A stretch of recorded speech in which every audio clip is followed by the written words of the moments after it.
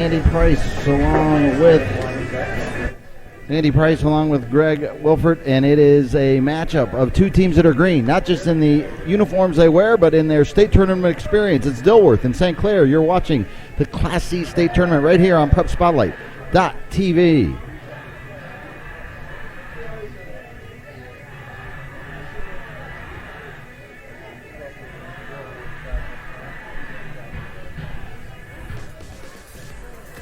The 2020 Class C Minnesota Amateur Baseball Tournament is brought to you in partnership with the Minnesota Baseball Association and presented to you by Xfinity. Xfinity X1 is the hub for all things sports with the Xfinity Sports Zone.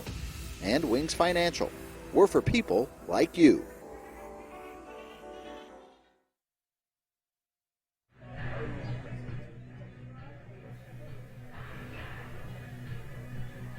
The Dilworth Raildogs take the field, and they will be the home team in this showdown against the St Clair Wood Ducks. Dilworth right up by Moorhead, just outside of Moorhead on Interstate 94, while St Clair just south and a little east of Mankato, down off of, I'm not even exactly sure what highway that was. I've spent a lot of time in St Clair from my days in Mankato as a reporter at KUIC, but St Clair is just a team that is 2 years in existence and making their first state tournament appearance, as are the Dilworth Raildogs. The Raildogs are 4 years old in town ball years, and they also are making their first state tournament experience. Both teams wearing green today. The Raildogs of Dilworth in the field right now. They have green jerseys, white pants, black stripe down the white pants. The word Dilworth in a block white stripe across the middle of the chest of the uniform, and the Dilworth Raildogs will be led onto the field by their starting pitcher Bryce Venas. Venas, this team, both teams very young, teams that have been put together, and really the new age of town ball, Minnesota amateur baseball, is a sign that it's very healthy and growing and doing well, as teams like St. Clair and Dilworth able to put squads together and be competitive and make state tournaments. We'll give you the starting lineup, the batting order for the St. Clair Wood Ducks. Coming out of Region 6, Ben Hopper will lead off and play shortstop. Alec Gratz will be at second base, batting second. Nate Finney is the first baseman, batting third. Ben Scott in center field will bat fourth. Michael Anderson, the son of the manager, is at left field and batting fifth. Jaden Rawlings at third base, batting fifth.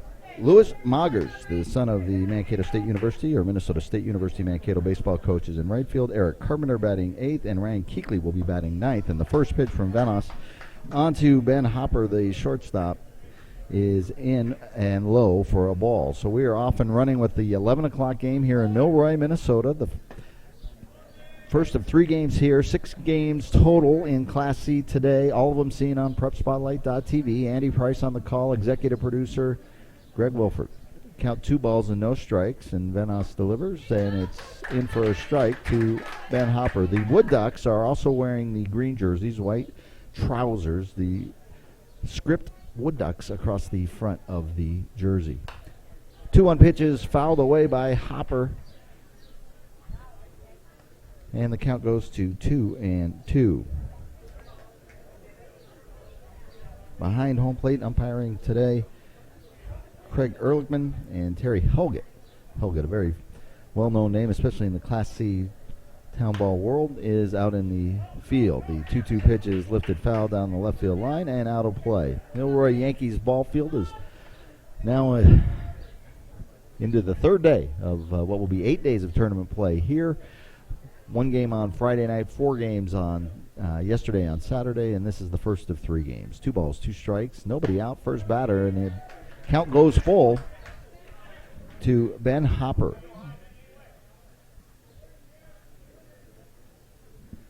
Hopper, a Mankato West High School grad, and the 3-2 pitch is outside, and we start with a leadoff walk.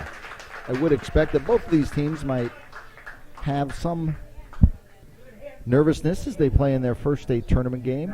They might be too young to be nervous, actually, not knowing exactly what lays ahead of them or lies ahead of them, but we will see how this game progresses. The second baseman, Alec Gratz, is now at the plate, right-handed hitting. His bat held up above his ears, his hands right at his ears, and the first pitch misses outside for a strike. Vanos is the ace of the staff, although they say they have two aces. Co-ace Andy Pugliano pitched well in the section tournament that got him into their first ever state tournament. Swing and a miss, and the count goes to 1-1.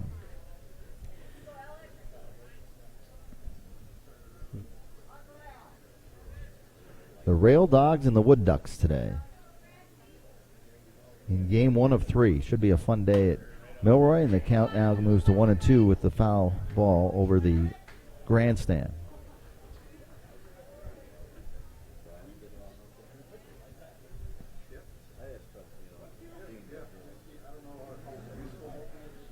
A ball and 2 strikes, nobody out. Runner at first on the leadoff walk to Ben Hopper. Breaking ball, strike 3 called, and a nice pitch from Venice, and Gratz goes down looking, and there's one down here in the top of the first inning. A lot of green out on the field today, not just the beautiful green grass here at the Yankees ballpark in Milroy, the green batter's eye in deep center field, and 2 teams, both wearing green as their primary color on their tops. Left-handed hitter now, Nate Finney. He's the first baseman. He comes in batting third. Finney hit .481 during the regular season this year. He led the team in hitting. Hitting in the 3 spot, not a surprise. First pitch in for a strike. No balls, 1 strike. Hopper at first. Pitches outside, count 1-1.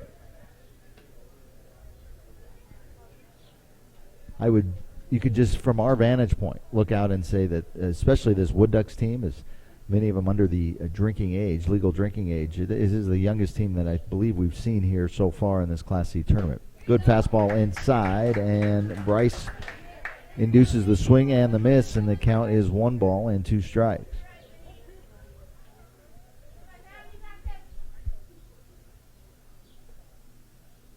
One and 2 with 1 out, a runner at first base. The leadoff walk still standing over there, getting the lead, and the 1-2 pitch is fouled away. Early foul ball yesterday from a left-handed hitter went up in that same direction and smashed the covering on one of the light stands that is closest to the field of play, right by the third base dugout. Provided early excitement in our quadruple header coverage yesterday. 1 ball, 2 strikes, and the breaking pitch is outside, and the count levels at 2.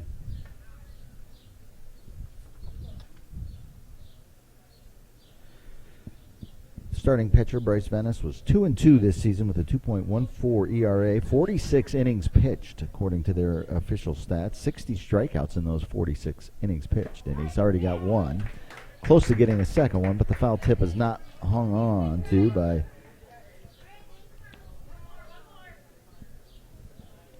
catcher Matt Fickner. Fickner behind the plate. We'll set the defense here in just a second. In fact, we'll do it after this pitch. 2-2 pitch is hit towards first, and it is knocked down, and they throw to second to try to get the out. And that will be an error on the first baseman that allows the run. It was a fielder's choice and an error, as the play was made nicely from a fielding perspective by Austin Shefty, but his throw was wide of the target at second base as he was trying to throw the ball to the shortstop Salentine, and it allows Hopper to get all the way over to third base, first on the fielder's choice, and then the error 3, and then fielder's choice for Nate Finney gets him at first base. So first and third with 1 out, and the first pitch is a strike for Ben Scott. Ben Scott, the cleanup hitter, he plays center field for the Wood Ducks.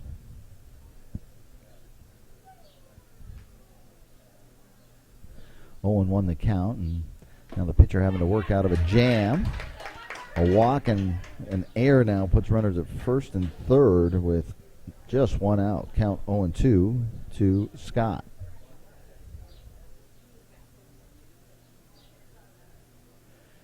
Good breaking ball, but misses low, and the count moves to 1-2. Austin Shefty is playing at first base. At second base, you have Connor Robley. The shortstop, as I mentioned, was Salentine. Third base is Schroeder, first name for Schroeders. We'll get to know all of these guys as Zach. Foul ball keeps the count at 1 ball and 2 strike. Sterling Hafey is in left field. The center fielder for the Raildogs is Josh Mosier. And in right field will be Cole Honnell. Behind the plate, behind the plate is Carpenter.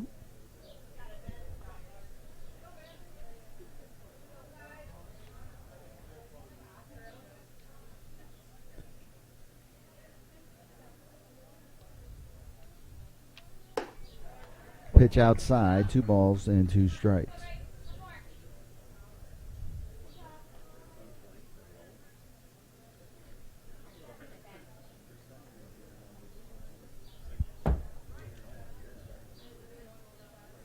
Fickner behind the plate.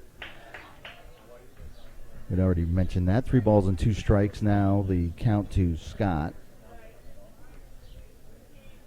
Right-handed hitting cleanup hitter playing center field, and the count rolling full in the top of the first inning. Runners at first and third and 1 out. The Wood Ducks threatening from St. Clair.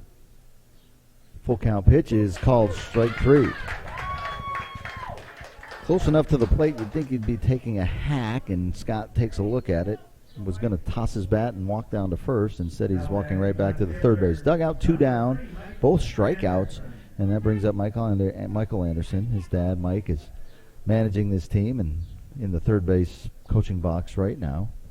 Bryce Venos delivering the first pitch, and it might get out of it. We have a pop-up. The center fielder got a very late jump on it and comes running in, and when he makes the basket catch out in center field. Mosier running hard after a hesitation, but he's able to make up enough ground after the early hesitation to make the play. So a walk and an error, no hits in the inning for the Wood Ducks of St. Clair. They do not score, and they leave 2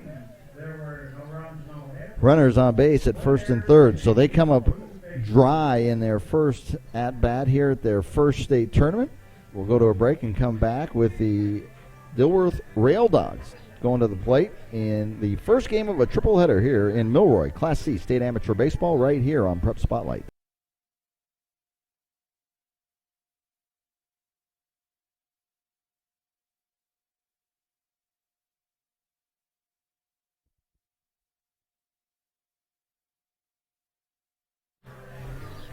Andy Price and Greg Wolfert with you here from Milroy. Game number 6 for us out of 8. It's been an enjoyable 3 days in Milroy. A little warm yesterday as we got close to 90 with some humidity and nary a breeze coming through this nice town on the southwest corner. We're arguing, is it 252 or 255 in the population? 252 on the sign in Milroy. But home to 2 town ball parks. This is the older established Yankees field where the Milroy Yankees play. There is the Milroy Irish as well. Irish Park is north and east of town, about 5 miles. And so communities of this size just love their baseball and love to absolutely maintain a stadium and a ballpark that is just Americana at its best, especially sporting Americana, I would say. So let's get you the Raildogs of Dilworth's lineup. And Sterling Hafey will be leading off. Matt Fickner will be batting second. He's the catcher. Zach Schroeder batting third. Cole Honnell batting fourth. Connor Robley batting fifth. Austin Shefty batting sixth. Josh Michaels batting seventh. Josh Moser batting eighth. And Jake Salentine batting ninth. First pitch is a strike, and the pitcher is Evan First.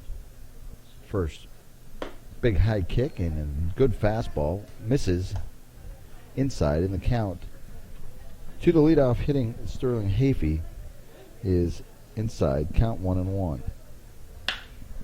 He hits it hard, and that's going to find the gap. So a good swing by Hafey, number 5, and he's going to find the gap, and that means extra bases. First hard hit ball of the day, and it gets to the gap. And we have a runner on second and nobody out. That's going to bring up the catcher, Matt Fichtner. Now batting the catcher number 24, Matt Fichtner. Bring him home, Matt. Bring him home. Hafey, who just unloaded on that pitch and delivered the double, is a player for the University of Sioux Falls. First pitch. Up and in to Fichtner from first. And the glove has a pop to it with first fastball, no doubt about it. Ball one, so Hafey, not too far away from where he goes to college in Sioux Falls down here in Milroy. And the breaking ball from first is good for a swing and a miss, and the count is 1-1.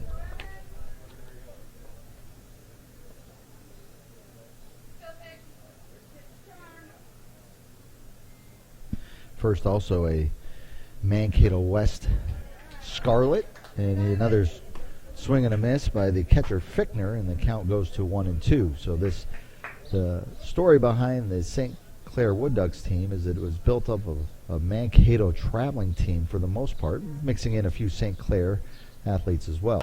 1-2 pitch, fouled away. We used to drive over to St. Clair to cover high school football games back in my KEYC days, a 15-minute trip over from Mankato to St. Clair. Some great football players in the late 80s and early 90s, as well as some guys that were both football and wrestlers, state champion type wrestlers. 1-2 pitch, low, and the count goes to 2 strikes to this number 2 hole hitting Matt Fichtner. He's got a runner on second with the leadoff double from Sterling Hafey. If you're just joining us, we're in the bottom of the first inning in the first game here in the Class C tournament Sunday play in Milroy. 2 strikes. First steps off the mound as he's checking the runner Hafey at second base. Hafey hit .351, 19 runs scored, so always productive offensively at the top of the order.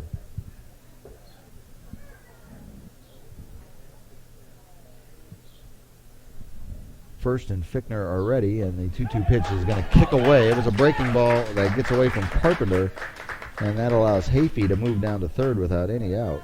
The wild pitch has advanced him 90 feet away from scoring the first run of this Sunday play. We have games going on in Springfield, Class C games going on in Springfield, as well as Class B action up in Shakopee, and the Class A semifinals are just beginning as well up in St. Anthony Village, all on PrepSpotlight.tv. 3-2 pitch is lined to center field for a base hit. So the first 2 batters have come through with solid knocks for the Raildogs of Dilworth, and they lead 1-0.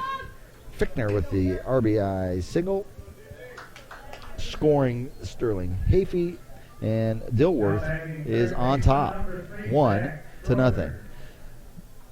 The score bug is not correct in terms of visitors and home. Remember that Dilworth is the home team. They'll get the last bats in this game.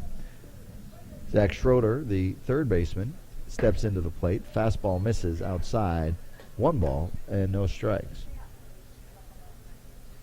Early score out of the Class B tournament. The Mud Hens, the always present Meesville Mud Hens, have taken a lead over Coon Rapids in the first round game up in Shakopee at Schlepper Stadium. There we have Eric Murphy. We have the Erics calling games today. The Eric Murphy calling that game, and then following that, Eric Bremer, who is the son of Twins play-by-play broadcaster Dick Bremer, will be handling the last 2+ games, as there's a suspended makeup game as well. Ground ball hit out to short. Hopper fields it. They get 1 and 2. So a double play, which helps the Cows and pitcher Evan first. Hopper to Gratz to Finney, 6-4-3, and that leads to the twin killing.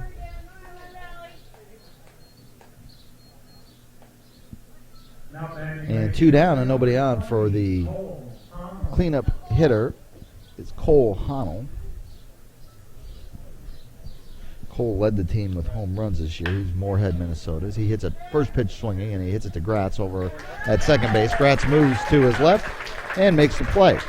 So we played 1 inning, and 1 run has been scored. They get a run on 2 hits No errors and nobody left on base, and we go to the second inning with Dilworth drawing first blood in this one. It's Dilworth 1, St. Clair nothing. We'll be back with the second inning right after this on PrepSpotlight.tv.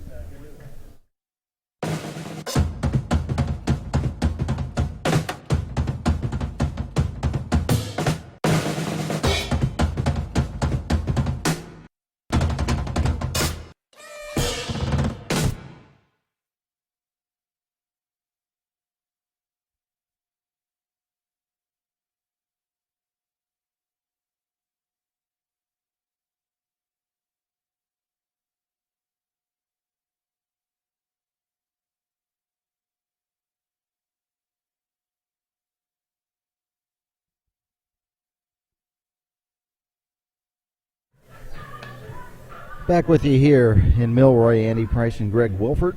It is the second inning. Dilworth, St. Clair. St. Clair down 1-0 as Dilworth scores in their first hacks.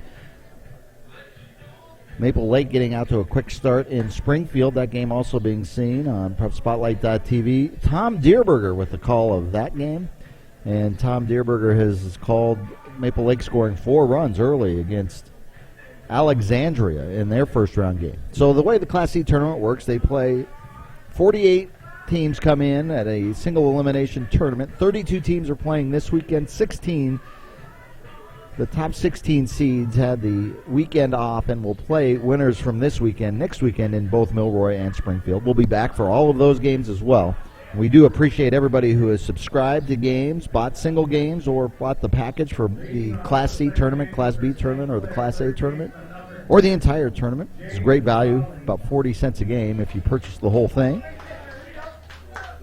Tell your friends and family that PrepSpotlight.tv is the place to go. We start the second inning, and Bryce Venice will start the inning by delivering the pitch to Jaden Rawlings.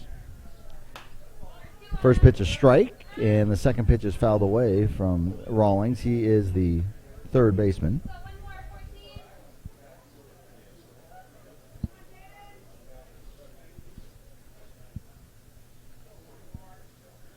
From Janesville, Minnesota. And Jaden from Janesville gets the first hit of the game for the Wood Ducks. Singles to left. Now batting right fielder number 0, Lewis Moggers. Lewis Moggers coming to the plate. Familiar name in the area, especially if you know collegiate baseball. Moggers' dad, Matt, is the longtime manager now of the Mavericks of Minnesota State University, Mankato.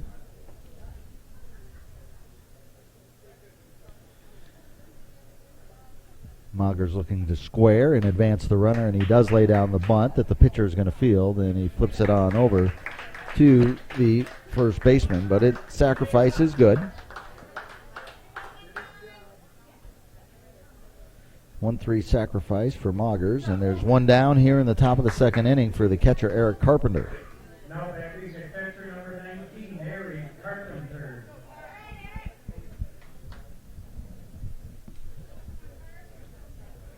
Carpenter also Mankato.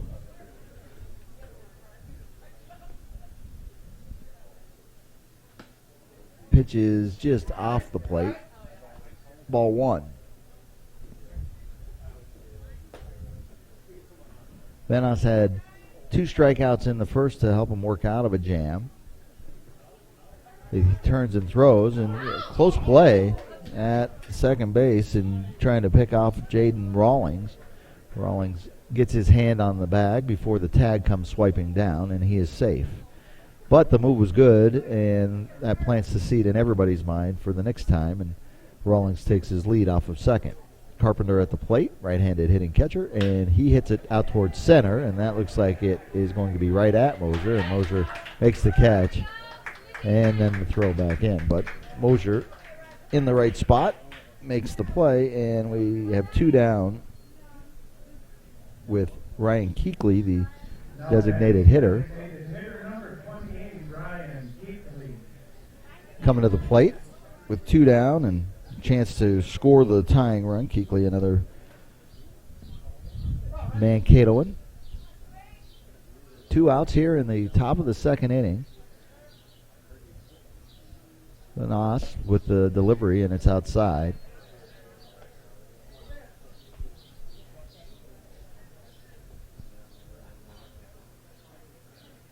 Ball 1, 1-0 the count.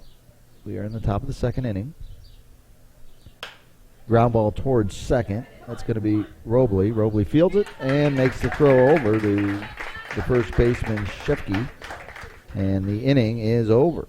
So leadoff double goes for naught, and the Wood Dogs put another goose egg up in the second inning column of the line score. They trail 1-0. The Raildogs leading the Wood Ducks of St Clair, and we will be back right after this on Prep Spotlight.tv.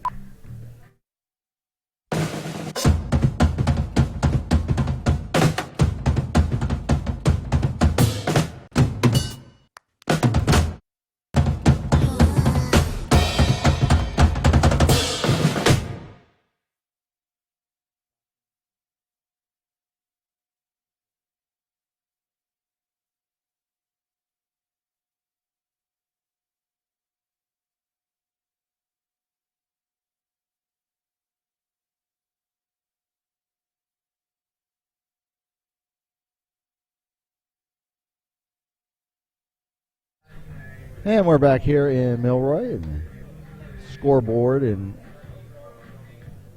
left field, straightaway left field. The entire outfield fence is covered in local sponsors who are supporting the Milroy Yankees and town ball and baseball in general here in southern Minnesota. And quite frankly, this is a celebration of the game of baseball throughout the entire state, as every corner literally, not literally, nearly literally is represented through the 48 teams that play in the Class C tournament. There are hot spots of baseball, no doubt about it, this being one where we're residing here in the southwest corner, but no doubt we've seen some great baseball being played up in the Moorhead area. We see Dilworth here. Moorhead has 2 teams that have qualified for the State B tournament. First, back on the hill, and the first batter that he will face here in the top of the second inning will be Connor Robley, the second baseman. First pitch is in for a strike, and first delivers a breaking ball that Robley is claimed to have gone around. So the count goes to quickly, no balls and 2 strikes, first against Connor Robley. First gave up 2 hits right away in the first inning. That led to a run. Then he gets the double play ball and then a third out quickly after that. Robley on the 0-2 pitch grounds to his counterpart at second base, and that is Gratz making the play.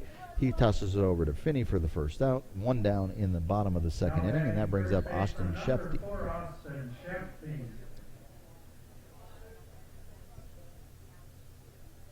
Again, barely a breeze as it's just beginning to waft a little bit out of the west. But nothing that's going to affect the balls that are hit in any major way. First pitch a ball from first to Shefty. Second pitch is a breaking ball that first gets over for a strike, and the count goes to 1 ball and a strike. 1-0. Dilworth in front, and the third base hit of the game for the Raildogs is delivered by Shefty as he rifles it to the hole between third and short for a base knock, and that will bring up Josh Michaels. Now batting designated hitter number 6, Josh Michaels.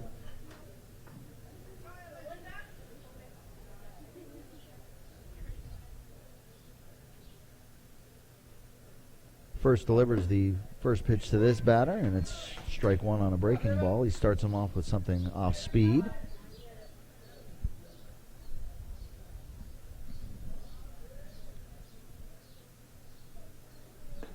Swing and a miss, and again, Evan first working ahead of the batter to get him in a hole. 0-2 the count.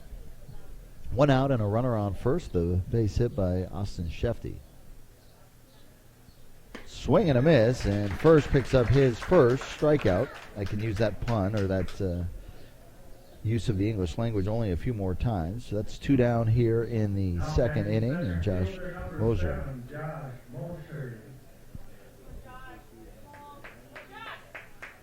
Mosier's left-handed hitting, wearing number 7. He made the nice play in center field to end the first inning when it looked like the Wood Ducks would come up with a run to start the game. Swing and a miss as first gets the fastball past Mosier.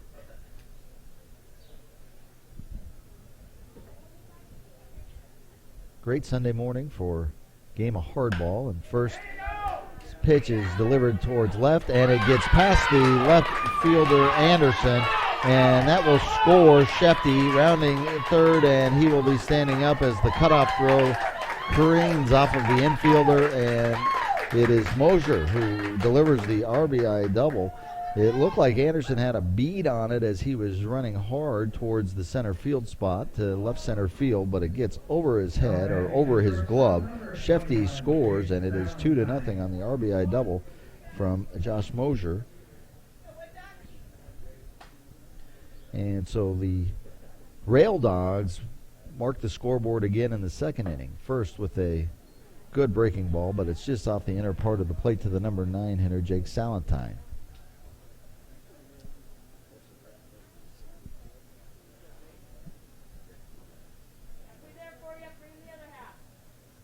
Salentine wearing number 21, and he is the shortstop for this Raildogs team. Runner at second base is Mosier, and the pitch is in for a strike, and the count levels at 1-1. So first has given up 2 hits in each of the first 2 innings. Evan comes to set, and the runner looks back at the runner at second and delivers a good fastball that induces the swing and the miss, and it's 1-2 strikes. 2 down here in the second inning. The Raildogs up 2-0.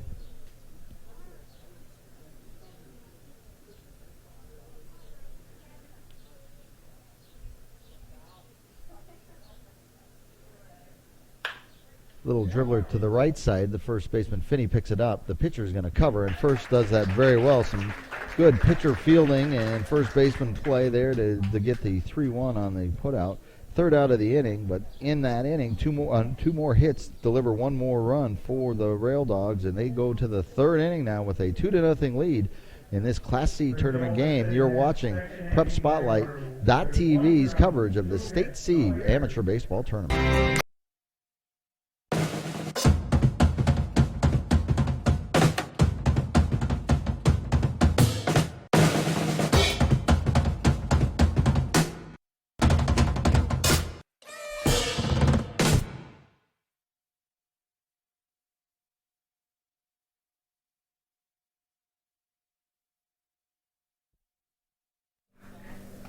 As you take a look at the Milroy Ballpark from a different angle than our camera here on our Prep Spotlight.tv stream, we are going to the third inning. It is the top of the third here on this summer Sunday, the second to last August Sunday in the year 2020, on what we'll all remember as the year of COVID.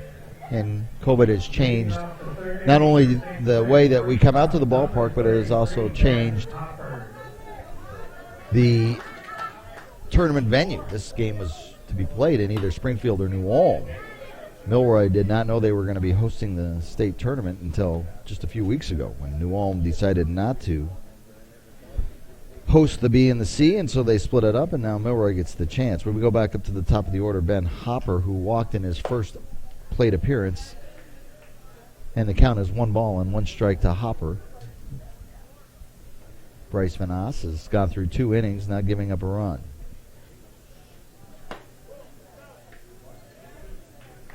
Pitch outside, 2-1 the count to Hopper, the shortstop and the leadoff hitter.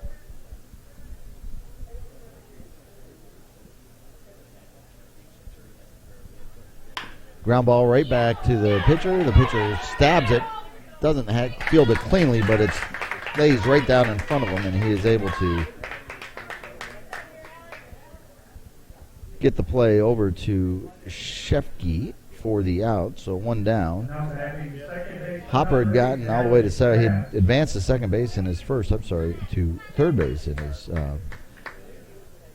after walking in the first, but they were unable to score him. So Gratz comes in now. He struck out looking in his first at-bat, and he's going to deliver a single that will fall in front of the center fielder, Mosier. So Gratz picks up the base knock, his second hit for the second hit for the Wood Ducks. And with one out, a runner at first for Nate Finney, the top hitter of the Wood Ducks in their second season as a town ball team. And Finney, the left-handed swinging first baseman, looks at ball one. He reached base on a fielder's choice. He hit the ball to the first baseman, tried to turn a double play in the first inning and threw it wide. 1 ball, no strikes, 1 out, and a runner on first, and the fastball's on the corner, strike one.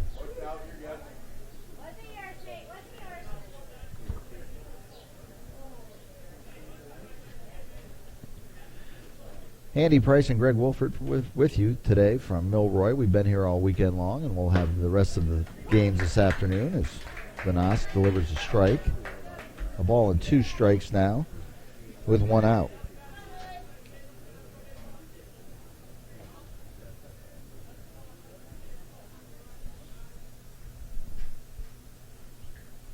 One-two pitch. Grounded to second. They get the 1 out, and again, another fielder's choice that allows Finney to reach, but the second out is recorded as the lead runner gets eliminated on the ground ball to Robley. Robley flips it over to Salenton, and there's 2 down. Runner at first, Ben Scott, who struck out looking in the first inning as well.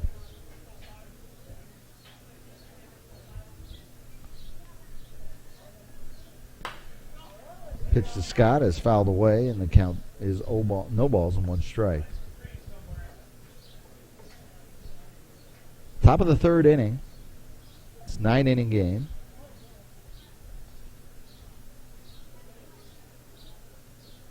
Runner at first, and the pitch is down and away, leveling the count.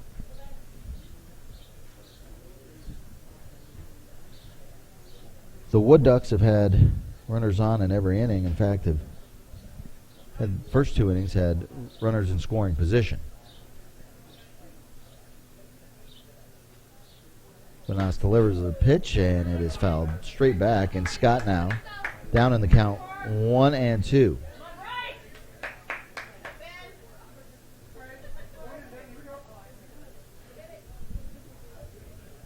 So Milroy, with just about 2.5, 3 weeks of notice that they were hosting this state tournament, when they got the official word, has put on a very good show here for the first of 3 weekends that baseball will be played here. So it's a lot of time, a lot of work, a lot of effort for the entire crew down here. 2-strike pitch is outside, and the count levels 2 balls and 2 strikes. It's 2-0 right now. The Raildogs leading here in the top of the third. The Wood Ducks of St. Clair looking to capitalize on another runner on base. 2 down, though, and 2 strikes, 2 balls, 2 strikes facing Ben Scott. He swings and misses. He goes down on strikes for the second time, and we will go to a commercial break knowing that the Raildogs of Dilworth continue to lead. Another base hit, no runs, and no errors. So we'll be right back here with the bottom of the third inning on PrepSpotlight.tv. You're watching coverage of the state baseball tournament, A, B, and C, all weekend long right here on PrepSpotlight.tv. What's special about high school sports? The passion. The excitement.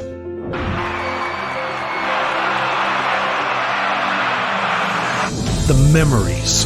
Down on 3 at the buzzer. Good! It's good! Du Bois wins it for the Rebels. It's about impacting your community. Connecting your business to this audience. This is where your customers live. where they shop. This is their circle of life. This is where your business should be. Connect with your best potential customers. This is your invitation. Get in the game. Looking at the party deck here in Milroy as we head to the bottom of the third inning. The Raildogs of Dilworth have tallied in each of the first 2 innings with 4 base hits to show for it. The Meesville Mud Hens up in Class B have extended their lead to 3-0 over Coon Rapids.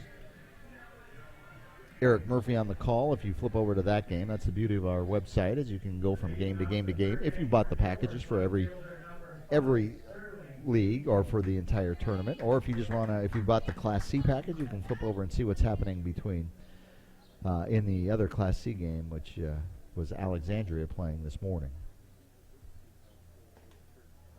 First delivers to the leadoff hitter Sterling Hafey. As mentioned, Hafey doubled and scored in the first, is a college baseball player down in Sioux Falls, and he fouls off the pitch, and the count goes to 1-1.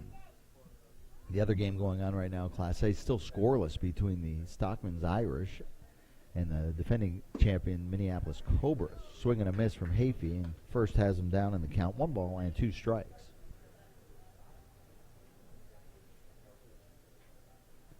One-two pitch on the way, and it's going to be called third strike on a breaking ball. And first gets a very dangerous hitter to sit down right away here in the third inning with the strikeout, his second of the game. That one, the first one, looking. Matt Fickner singled and drove in the run. He was erased on an inning or a double play, not an inning double play, but a pretty important double play when things might have gotten away from the Wood Ducks on their first inning of their first ever state appearance. Foul back on the first pitch, count 0-1 from first to Fickner. And first delivers. Good inside fastball. And the count is 0-2. It's Maple Lake leading Alexandria in Springfield right now, 5-0. They've played 2 innings, so Maple Lake off to the fast start in that one. Here it's 2-0 in the bottom of the third inning. And the 0-2 pitch is a ball. Count goes to 1-2, 1 down, as first facing the top of the order again for the Raildogs. Swing and a miss and back-to-back strikeouts for first, and the 2 guys he struggled with in the first time through the order, he picks up strikeouts this time through. Zach Schroeder banged into the double play his first time up, 6'4", the number 3 hitter.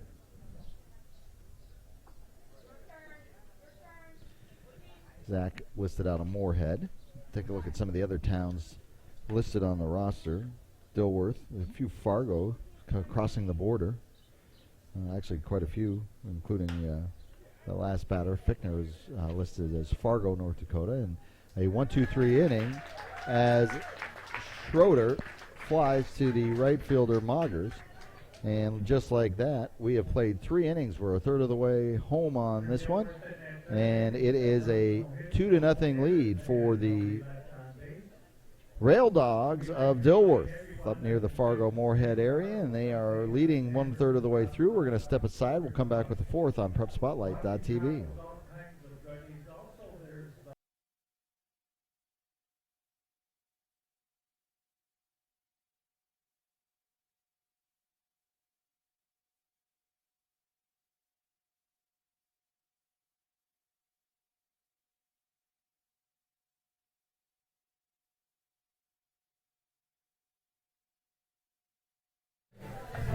Right now, it is 2-0.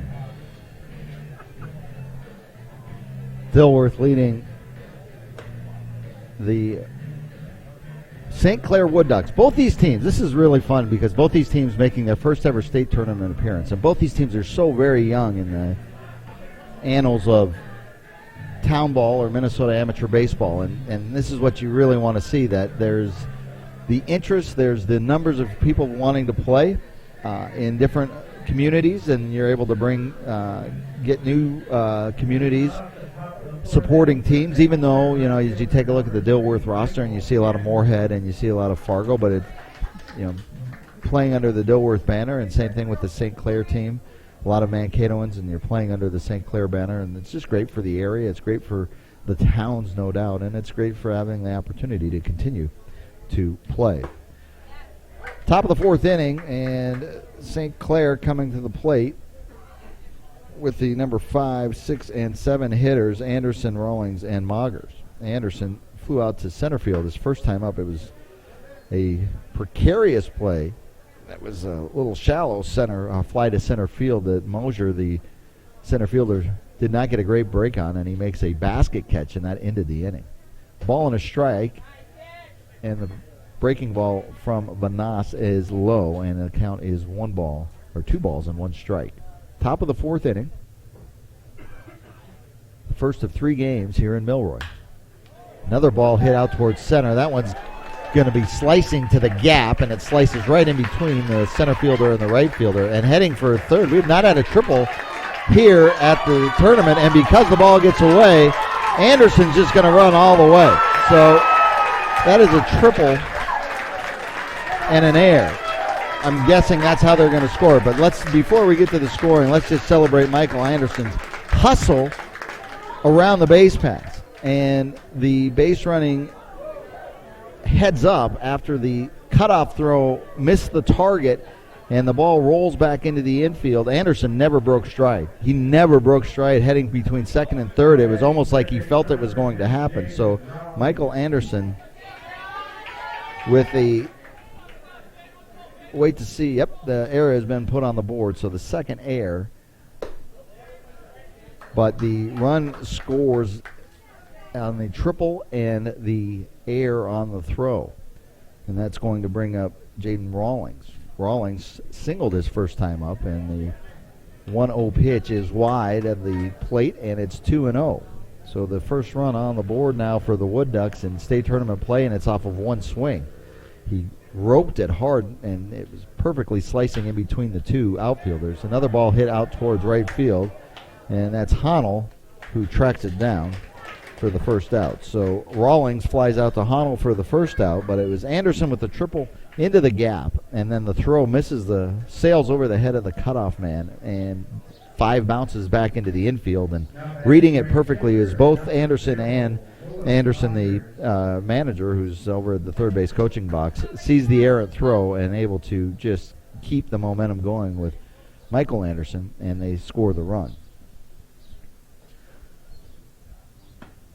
So it is now a 2-1 game, and there's no doubt that becomes a momentum-shifting type play, as the first pitch into Lewis Moggers is a ball. 1-0 pitch. Moggers chops it over the middle. The shortstop will make the play, Salenton, and he throws on to Shepke, and 6-3 for the second out. So 2 outs recorded after the triple and air that leads to the Wood Ducks' first run of the game here in the top of the fourth. And batting is the catcher, Eric Carpenter, coming to the plate. Carpenter flew out to center field in the second inning. So it took 4 innings, or into the 4th inning, for the Wood Ducks to mark the board in their first ever state tournament appearance, and they do it in exciting fashion, and they now only trail 2-1. Base knock right up the middle for Carpenter. And there, with 2 outs, there's a runner on for the number 9 hitter, Ryan Keekley. Both teams now with 4 base hits. Now batting designated hitter number 28, Ryan Keekley. Keekley grounded out to second to end the second. Now he comes up with a runner on first and 2 outs. Swing and a miss on a nice breaking pitch from Vanas.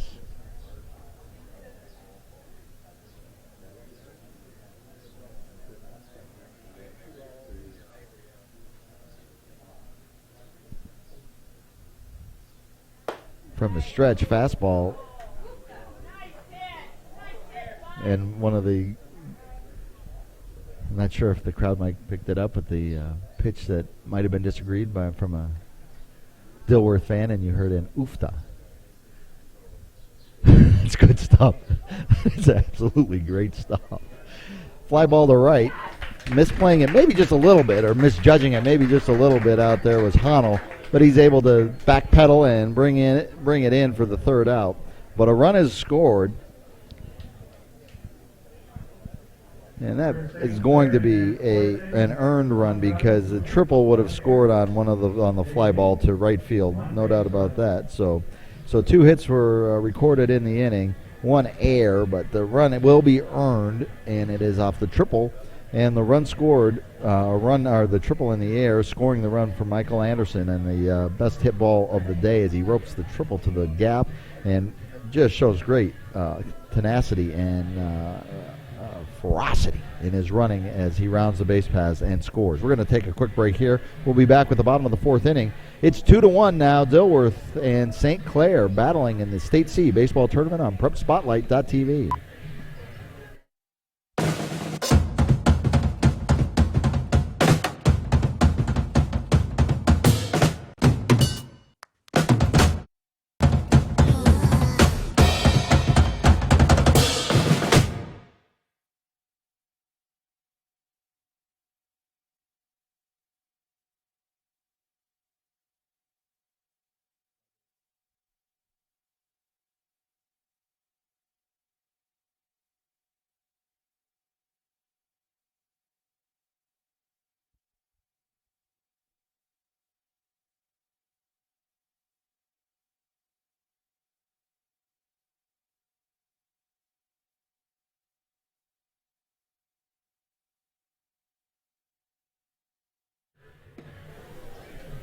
Keeping you up to date on everything happening in the state tournaments, and the Class A is into their second weekend, and they are into their final day, actually. And the semifinals are this morning, 2 games. In the first one, the Stockman's Irish out of the South St. Paul, Inver Grove Heights area, they have taken a 1-0 lead over the defending Class A champions, the Minneapolis Cobras. And that's a 1-0 score there. And then in the other game this afternoon, it is the juggernaut. The Millers of Minnetonka will be battling the upstart team from Highland Park, who had to come from behind and walk off last week, a win over the Capitals of St. Paul. Evan First pitching into the bottom of the 4th inning here for the Wood Ducks of St. Clair, and he's quickly ahead in the count to Cole Honnell, the right fielder and the leading home run hitter for the Raildogs, and he goes swinging hard like a good home run hitter often does, and he goes down swinging for the first out. The 4th strikeout. The 4th strikeout for First, and that brings up Connor Robley. Robley grounded to second his first time up when he came to the plate leading off the second inning. Robley, the second baseman. First pitch outside for a ball, 1-0. Bottom of the 4th inning in a fun game this morning here in Milroy. 2 balls, no strikes.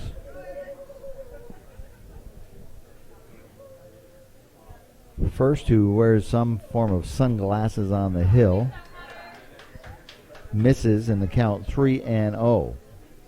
The hat for the Wood Ducks is navy or black up top with a reddish orange bill. That's the outline of the word Wood Ducks as well on the cross the jersey is that same orange color. And as I'm giving you my fashion tips of the day, there's a walk as Robley walks. With 1 out, Austin Shefke singled and scored in the second inning. That was the second run for the Raildogs.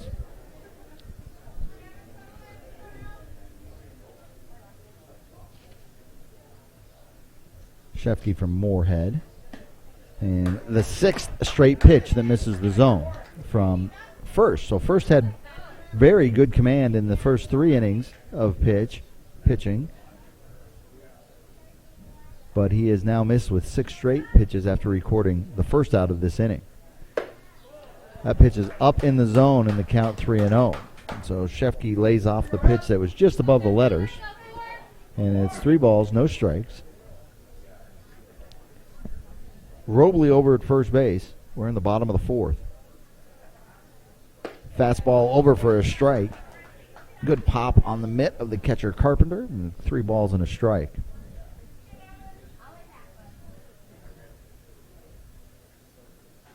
Three-one pitch on the way, fouled straight back, and the count runs full to Austin Shefke, the first baseman.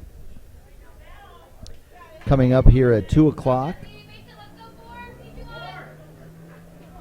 we have the St. Patrick Irish playing against the Regal Eagles.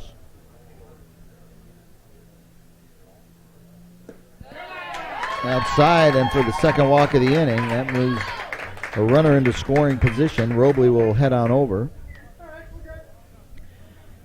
And Josh Michaels will come to the plate. He struck out his first trip up. Commending designated hitter number 6, Josh Michaels.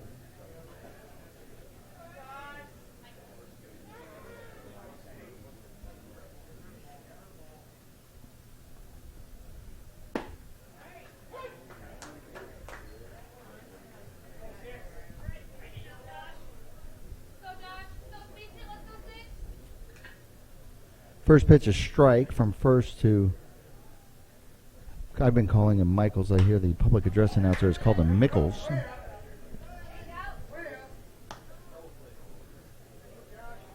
The discrepancy on the pronunciation doesn't matter. It's no balls and 2 strikes with the foul ball. Runners at first and second both have arrived there via the base on balls. First checks the runner at second, and hanging on with the foul tip and getting the strikeout is Carpenter. First picks up his second strikeout of the inning, his 5th strikeout of the game. Number 7, Josh Mosher. Josh Mosher doubled in the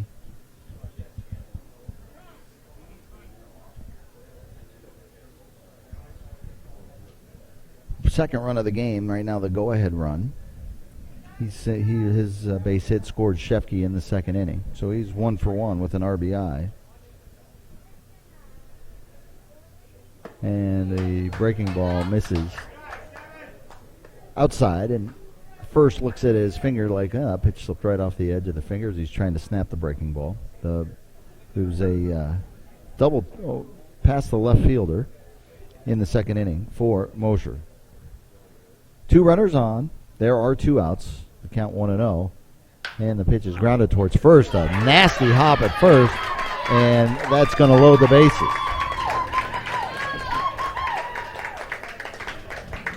Nate Finney at first base did a fabulous job of keeping himself from being decapitated, I think it was more of as much of the hook spin as the hop, and that created that big hop, and he protected it, knocked it down, but it knocked away, it caromed a little bit too far away from him for him to record an out, so everybody is safe, and they will call that a base hit, an infield single on the hop, and so everybody is safe. Mosher gets his second base hit, and Jake Salenton is up, the number 9 hole hitter, the shortstop for the Raildogs of Dilworth. Bases loaded, strike 1. Fastball. Nice play by Carpenter to keep the ball in front of him, because right now the lead runner is just 90 feet away from making it a 3-1 game. 1 ball and a strike. Bases juiced here in the 4th inning. The Dilworth Raildogs at the plate, and with bags filled with Raildogs. 2-0. Have you ever seen a bag filled with Raildogs? We see bags filled with Raildogs right now. 2 balls, 1 strike. 2 down here in the 4th. Evan First from St. Clair delivers a nice breaking ball, and that levels the count 2-2.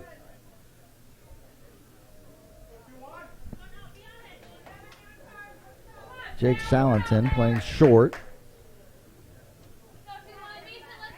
He's got a chance to give his team a bigger advantage. Fastball up above the zone, and we are full, and everybody's going to be moving. Full count with 2 outs, bases full, nowhere else to put them, so this pitch will decide something. Well, has a good potential to decide something, and the runners are moving, and the breaking ball misses inside. He went with a 3-2 breaking ball, and that's going to walk in a run. So Robley scores, gives Salenton the RBI on the bases loaded walk. And Sterling Hafey comes to the plate. Hafey doubled in his first at-bat, struck out looking in his second, so he's 1 for 2 with a run scored, and he's got the bases full. And the score is now 3-1.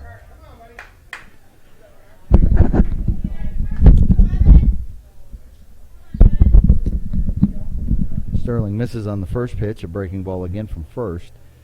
So over at third base now you have Shefke. At second, Mosier, and at first is Salenton.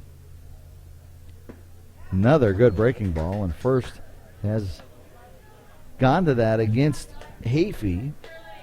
Hafey hit him hard in the first inning, struck out, and now he's down 0-2 on 2 swings that look like fooled swings off the breaking pitch. Comes right back with it, and that pitch is inside. First snapped it off. It was most definitely in between the letters and the knees, but it might have been just off the black. And he swings at that pitch, and he is out on the strikeout. So Hafey leaves the bases juiced with his second time he struck out, and all 3 outs recorded by first were strikeouts, but a run scores on a bases loaded walk as he walked 3 in the inning.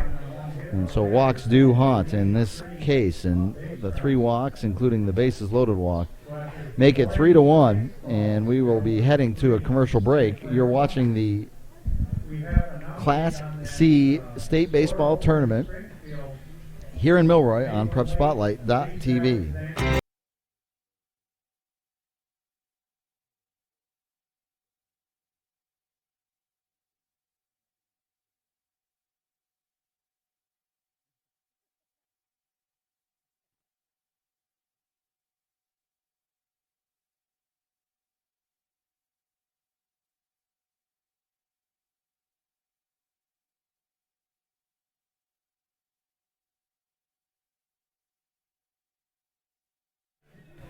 Oh, let's take a look at the water tower. I was always a water tower guy when I was a kid growing up. I always liked to see what towns had the coolest water towers. That's a look at the Milroy Water Tower.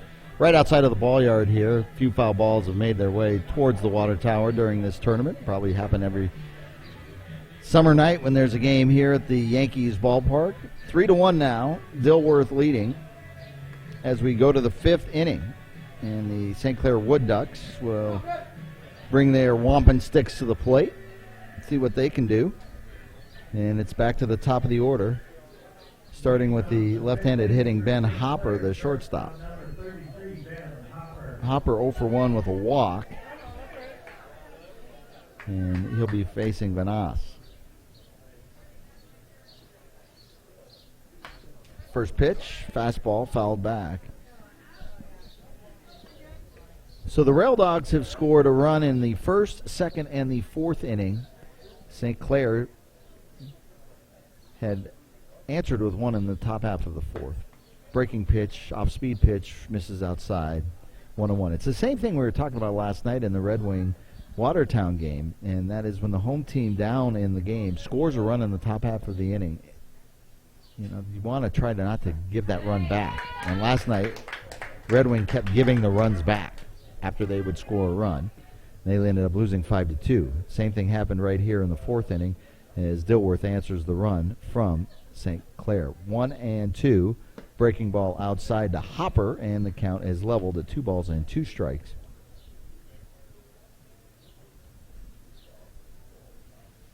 In the 5th inning, here in Milroy. 2-2 pitch, Swing and a miss, but it gets past the catcher, and this is likely going to be a strikeout wild pitch. And Hopper will give the strikeout to the pitcher. The wild pitch advances him to first base as it kicked hard away from the catcher and all the way back to the backstop. Made it a long run to pick it up and a long throw to get him. And they cannot get him. So Gratz is up. Gratz 1 for 2 with a base knock in his last at-bat in the third inning. Runner at first. Lays down the bunt. Spins foul. Trying to move the runner over, but he actually, the way he got out of the box had an intent, a little bit of a bunt for a base hit.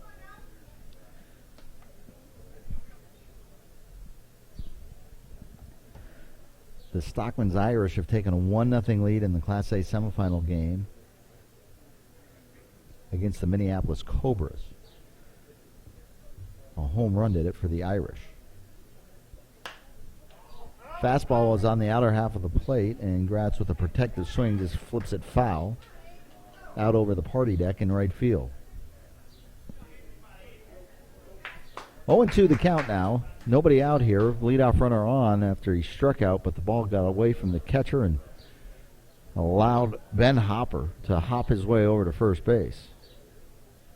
0-2 pitch, breaking pitch outside.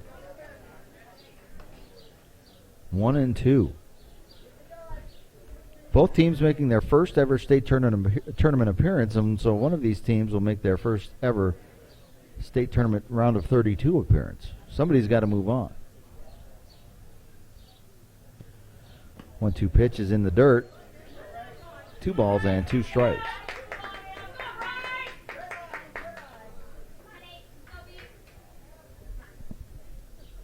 Gratz, the number 2 hitter in the Wood Ducks lineup.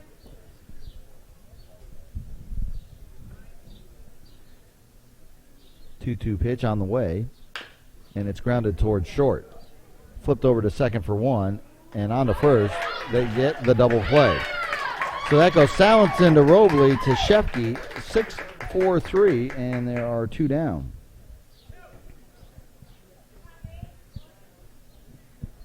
Now batting first baseman number 9, Nate Finney. Nate Finney now comes up with the bases clear. Vinny Wood Ducks on him.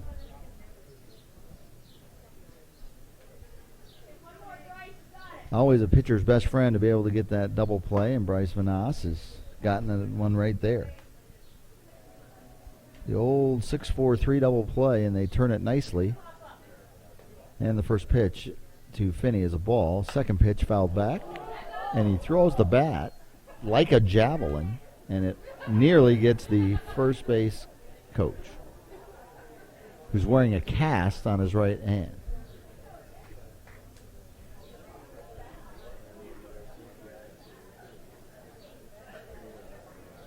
Finney with a smile on his face as he retrieves the bat.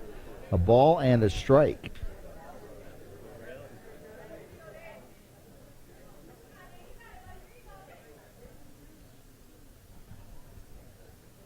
Everybody's settled back in, and Finney is back into the batter's box. Vanas delivers his curveball in for a strike. 1 ball, 2 strikes. We have 2 down here in the 5th inning as we just had the double play. And the 1-2 pitch is outside. 2 balls and 2 strikes.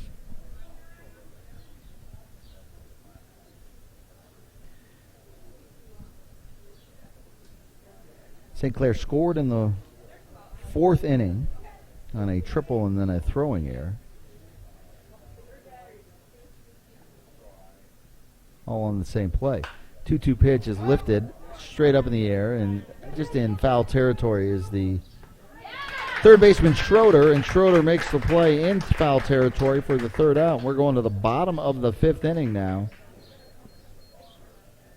St. Clair trailing 3-1. The Dilworth Raildogs up by 2 and coming to the plate. We'll be back with that on PrepSpotlight.tv right after this. What's special about high school sports? The passion. The excitement.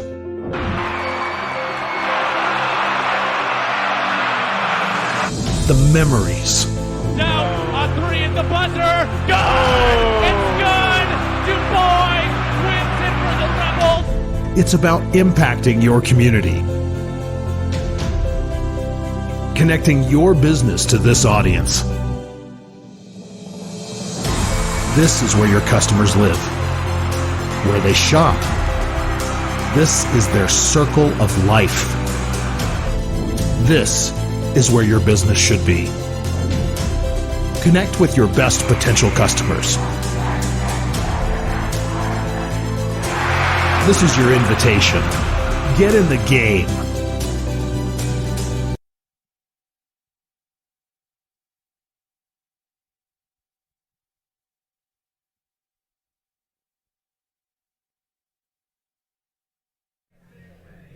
PrepSpotlight.tv, your home for the state baseball tournament, the amateur baseball tournament here in Minnesota. Of course, we didn't have a high school baseball tournament this year. It was COVIDed out, I guess you would call it.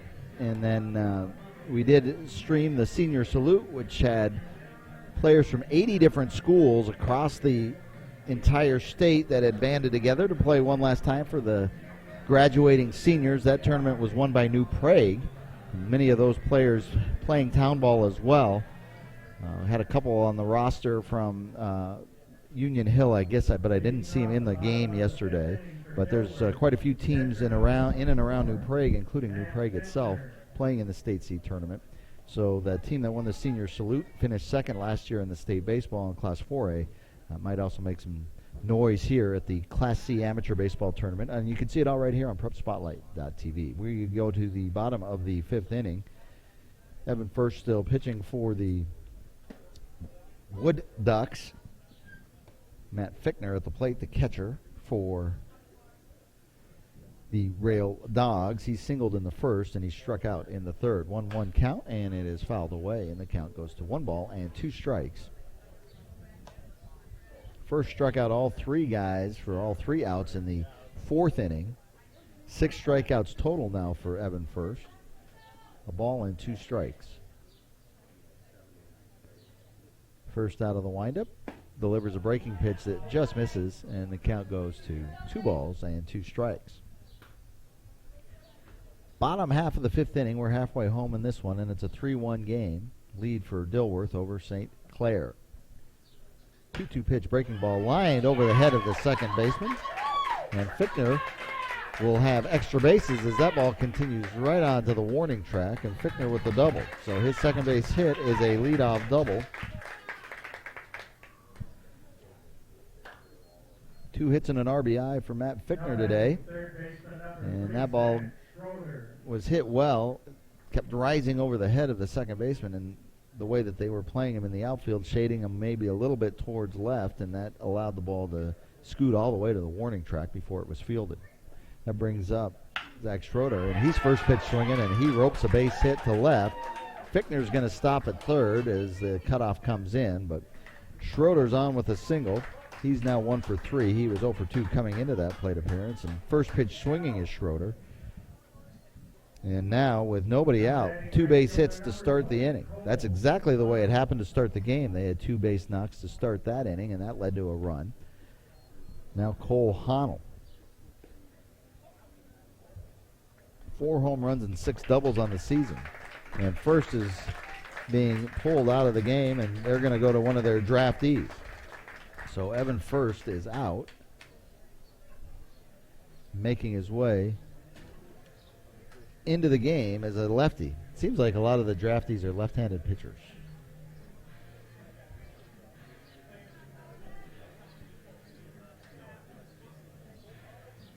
It looks like it's Dalton Gross. We'll see if we get the right pronunciation on that.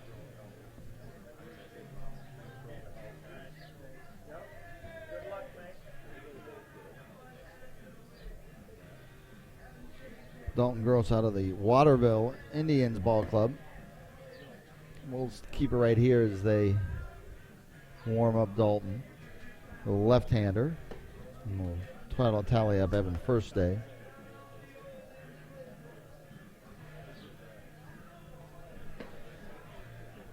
So First goes 4+ innings.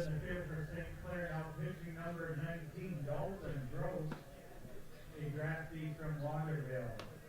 7 hits. He's on the hook for both base runners right now, but 4+ innings, 7 hits. His rough inning was the 4th. He struck out 3, but he also walked 3 and walked in a run.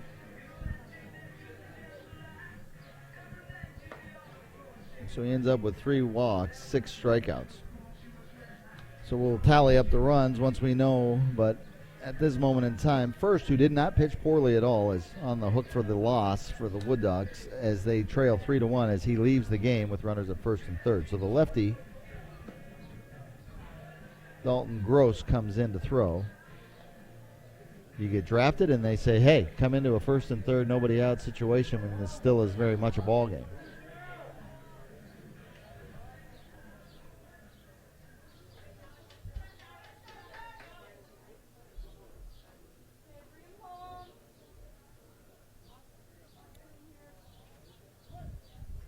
All right, the first player, it'll be Honnold again to face Gross. And first pitch, he comes a little 3/4 with the fastball, and it's fouled straight back and off the mask of the catcher Carpenter. Setting the scene again, Fichtner. Matt is at third after doubling. A single moved him over to third. That's Zach Schroeder on first base. So runners at first and third, nobody out. Swing and a miss from Honnold. Honnold 0 for 2. He grounded out in the first. He struck out in the fourth. Honnold is not going to get cheated in the box, especially with nobody out and 2 runners on. 0-2 the count, and Gross delivers. Fouled right back off the catcher's mask again.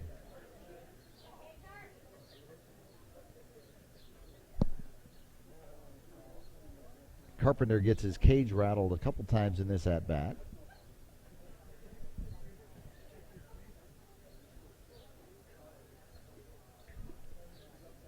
Honnold,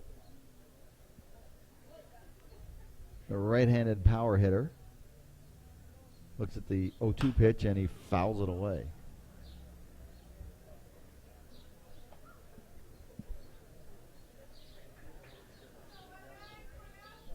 Dilworth tallying 3 times in their first 4 at-bats. See what happens here with nobody out, 2 runners on. Pitch over the inside part of the plate, and sneaking it past him is Gross. Honnold strikes out.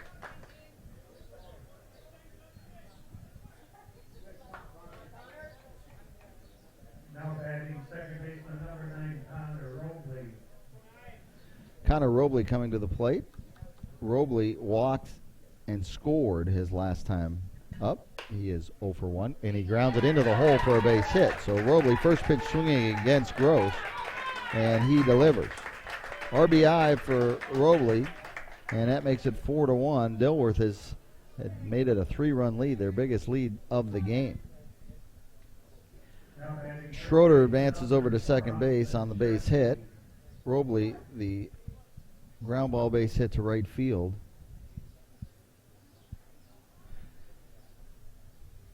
The 8th hit of the game for the Raildogs. Gross delivers. Austin Shefty up.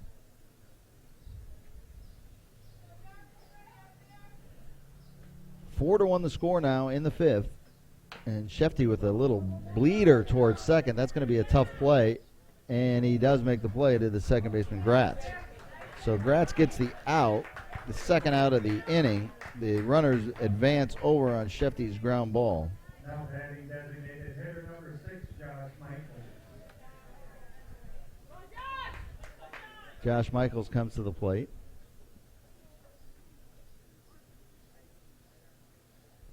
Runners at second and third. And the fastball just above the letters, maybe a little inside as well to Michaels. So Michaels is 0 for 2 with 2 strikeouts. He's got RBI opportunities here with runners at second and third. Pitch is low from Gross, and the count is now 2 balls and no strikes. On deck is Josh Moser, who has 2 base hits for Dilworth in this game already. 2-0 pitch. Misses inside. 3 balls and no strikes to Michaels. Michaels, the designated hitter. 2 runners on. 2 out, a run in already for Dilworth in this inning. And the 2-2 pitch or the 3-0 pitch is in for a strike, 3-1 the count.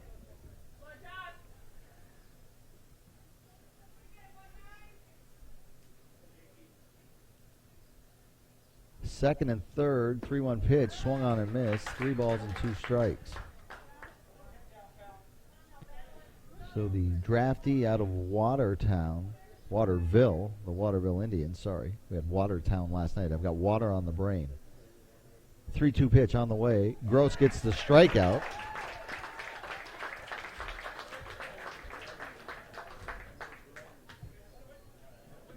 But a run scores. For Dilworth in the 5th inning, they score 1 run on 3 hits, no errors. They leave 2 base runners. So the score after 5 complete, Dilworth 4, St Clair 1.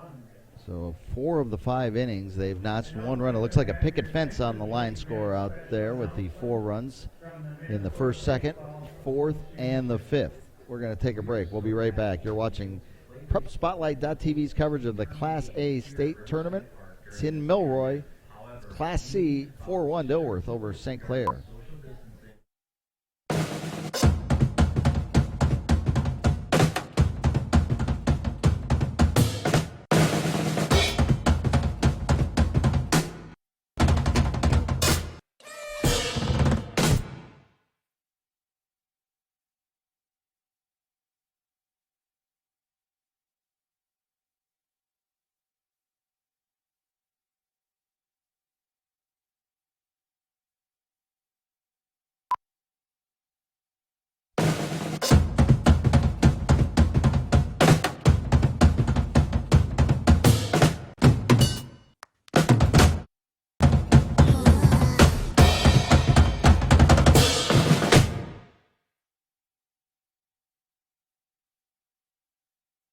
We're going to move ourselves on to the 6th inning here. Andy Price and Greg Wolfert with you on PrepSpotlight.tv. We've got all 3 games today. I hope you've enjoyed the baseball so far this weekend. For those who are joining us via purchasing the full C tournament package or the full MBA tournament package or just buying this game individually, we appreciate your support, as does the MBA.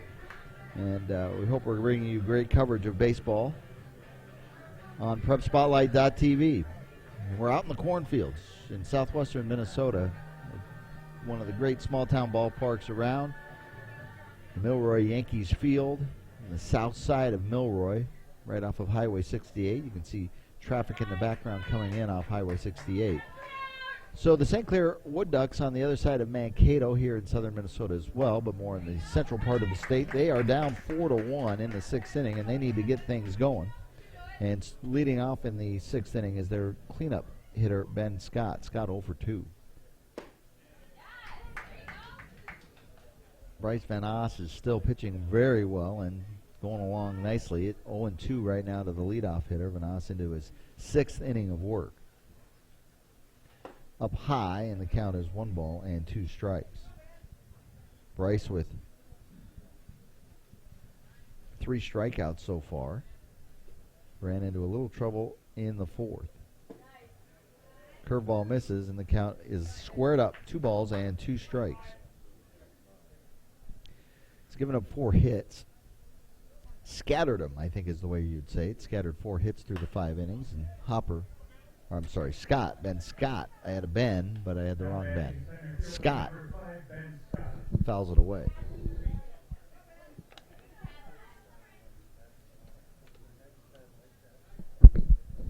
Swing and a miss, and Scott has gone down on strikes all 3 times. Changing the lead in the Class A semifinal game as the defending state champs, the Cobras of Minneapolis, have rallied back to score 2, and they lead Sockman's Irish 2-1. That in St. Anthony Village. Fastball over the corner to Michael Anderson. Strike 1. Anderson providing the fireworks in the offensive scorebook right now for the Wood Ducks. He tripled and scored in the 4th inning. He scores on an errant throw after he was headed towards third. They missed the cutoff man, and he just kept right on a running. So a triple and a run scored for Anderson in the 4th inning. Swings and misses at the 1-1 pitch, and it's a ball and 2 strikes to Anderson. Looked a little uncomfortable with that breaking ball, or the swing on that breaking ball. A ball and 2 strikes to the right-handed hitting Anderson. Another breaking ball. Steps away from it, but gets the end of the barrel of the bat on it and fouls it away.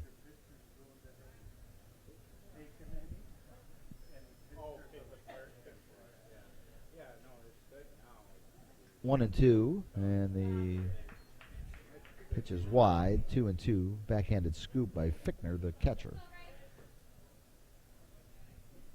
Coming up here at 2 o'clock, we have St. Patrick Irish and the Regal Eagles. Ground ball to short. 2-hopper.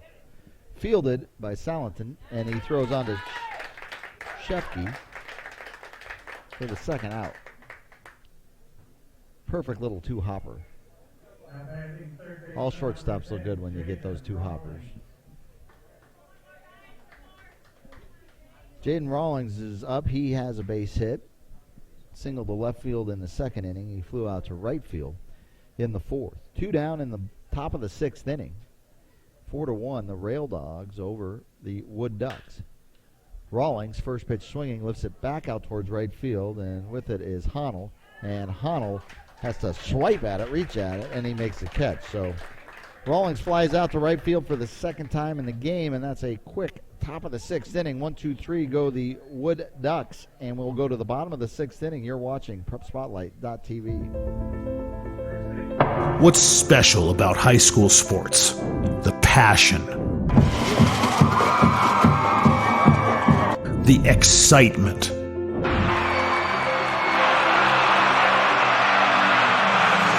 the memories. Down on 3 at the buzzer. Good! It's good! Du Bois wins it for the Rebels. It's about impacting your community,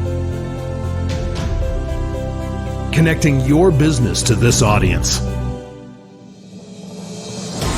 This is where your customers live, where they shop.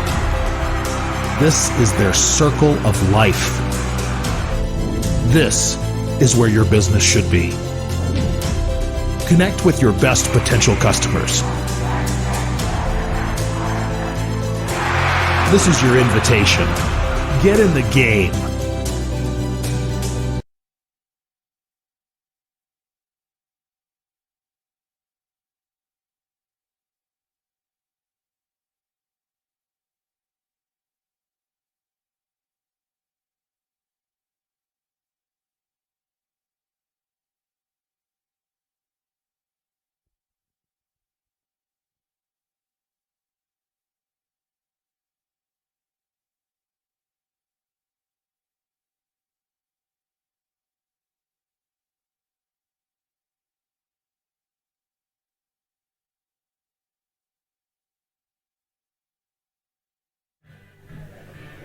All right, welcome back to the ball yard here in Milroy. And we are in the bottom of the 6th inning right now.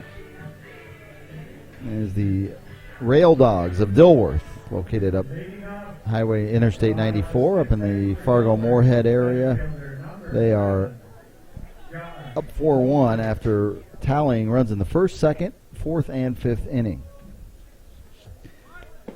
First pitch at the bottom of the 6th inning goes to Josh Mosier, who's 2 for 2 on the game. Infield single and a double out to left field, an RBI double. So 2 hits and an RBI. He's facing Dalton Gross, who came into the game in the 5th inning, relieving starting pitcher Evan First. Gross from Waterville, the Waterville Indians, and that's why he's wearing the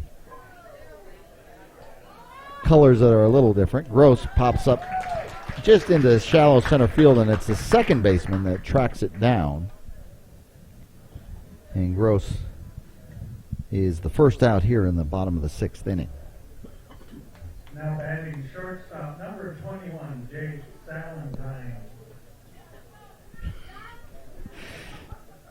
Looking for some nutrition here in Milroy, the executive producer, Greg Wolfert, just swallowed a bug. Salenton, the batter, Jake, the shortstop, and he reached on a walk, bases loaded walk, so an RBI is on his resume for the game, and he sees 2 more balls. I think he walked on 4 pitches. No, it was not a 4 pitch. It was a 3-2 pitch. That was the 3-2 curveball that missed inside. So he now has a 2-0 count, and Gross delivers a fastball right over the middle of the plate for the strike, and it's 2-1. Salenton also grounded out towards the first baseman, 3-1 on the put out in the second inning. 2 down, 1 down. 2-2 the count, just 1 out. Mosier was the only out of the inning.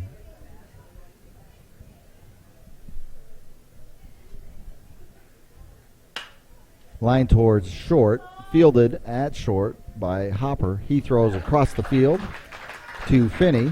Hopper to Finney for the second out of the inning, and that brings up the leadoff hitter, Sterling Hafey. Now batting left fielder number 5, Sterling Hafey. Hafey has struck out the last 2 times he's been up, once looking, once swinging, but he started things off with a double to begin the game, and then he ended up scoring on the base hit from Matt Fickner. So Hafey looks at a strike on the outside corner. Strike 1.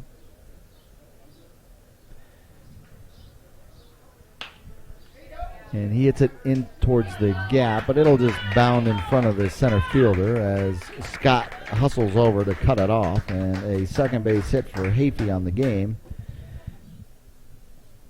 Leading hitter at .391 on the season. Now batting the catcher number 24. He had 9 doubles coming into the game, and that was unofficially his 10th double that led off the game and went on to lead to the first run of this game. So it is 4-1. And with 2 outs, a runner on first base for Matt Fickner. Fickner, as an RBI, has 2 base hits and a run scored. He scored in the 5th inning after leading off with a double. 1 ball, no strikes from Gross to Fickner, and Fickner flares it towards right. That's in a dangerous spot, but hustling over there is Lewis Moggers, and Moggers makes the catch. So the 3rd out is recorded. Foul territory, I believe.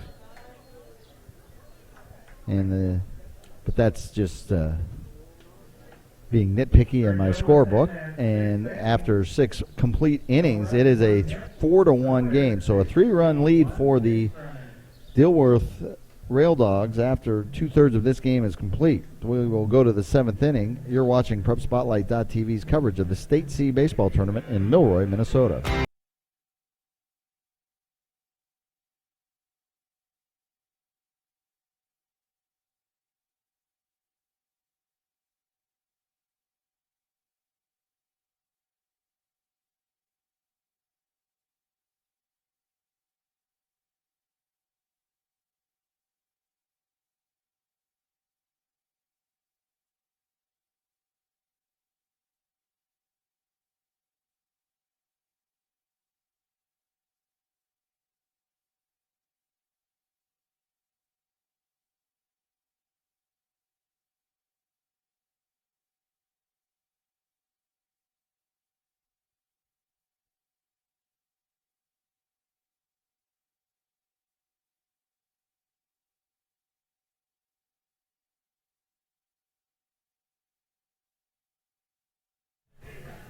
Getting to crunch time here in Milroy as we head to the top of the 7th inning for the St. Clair Wood Ducks. The Wood Ducks trailing by 3 runs. And they need to start making some hay, as it were. And Lewis Moggers is the first batter of the 7th inning. Hits in the 7 hole. It'll be Moggers, Carpenter, and Keekley. That is who is due up for the Wood Ducks from St. Clair. 1 ball and no strikes, and Moggers, after making a nice play to end the last inning, comes up and ropes a base hit. His first hit, he's now 1 for 2. He also had a sacrifice earlier in the game, but Moggers gets things going, and that brings up the catcher, Eric Carpenter. So Moggers, the son of the Minnesota State University Mankato baseball coach, and he gets things ignited here in the top half of the 7th inning. Carpenter is 1 for 2. He singled his last time up. Grounder up the middle. First pitch outside from Bryce Van Oss of Dilworth, and he's pitched 6 solid innings, giving up 5 hits and just 1 run. Grounded towards third, fielded, and throw across to second for the first out, and they get the really pretty around the horn. 5-4-3 double play. So tip your defensive cap on that one to Schroeder, Zach Schroeder, fielding it with the backhand. Over to second base, Robley, who gets the bag and fires across to get Carpenter. Now, Carpenter not the swiftest runner down the line as the catcher, but that is a pretty 5-4-3 double play, and so the second time in the last 3 innings a double play is turned around the infield for the Dilworth Raildogs. So just like that, the leadoff single erased, and it's a pitcher's best friend, the doubleheader, and up is Ryan Keekley. Keekley swings and misses at the 1-0 pitch. A good healthy cut from Keekley, the designated hitter.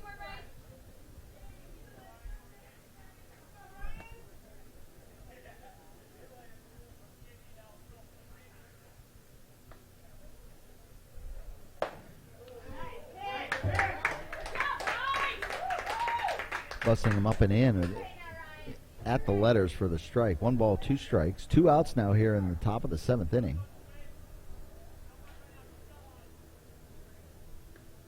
And the breaking pitch is foul tipped away. Action now in the Dilworth bullpen. As mentioning, Bryce Van Oss has worked his way through 6 2/3 innings right now, giving up just the 1 run, but warm day, and he's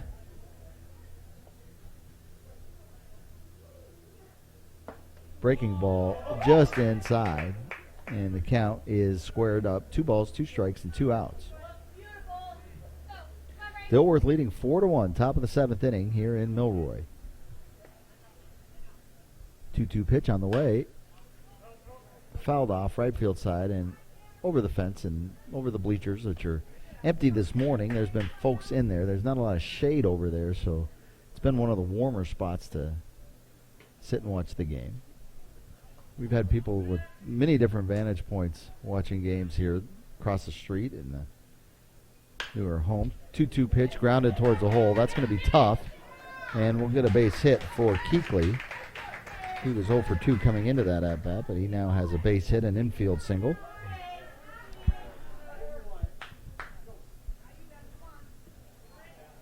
Sixth base hit, I'm sorry. Number 33, Ben Hopper.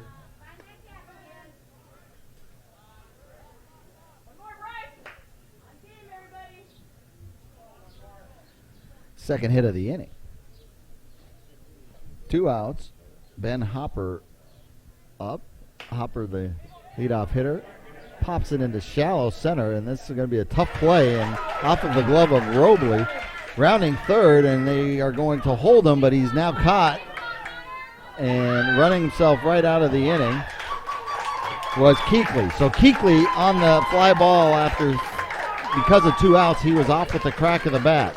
And he was almost to third base when the ball was dropped, and he kept right on going, and he got a little too far, decided he wasn't going to make it as the play came back towards the plate. He gets caught at third base and tagged out, and that ends the inning.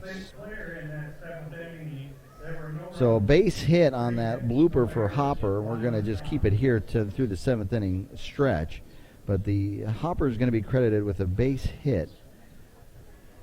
His first hit of the game.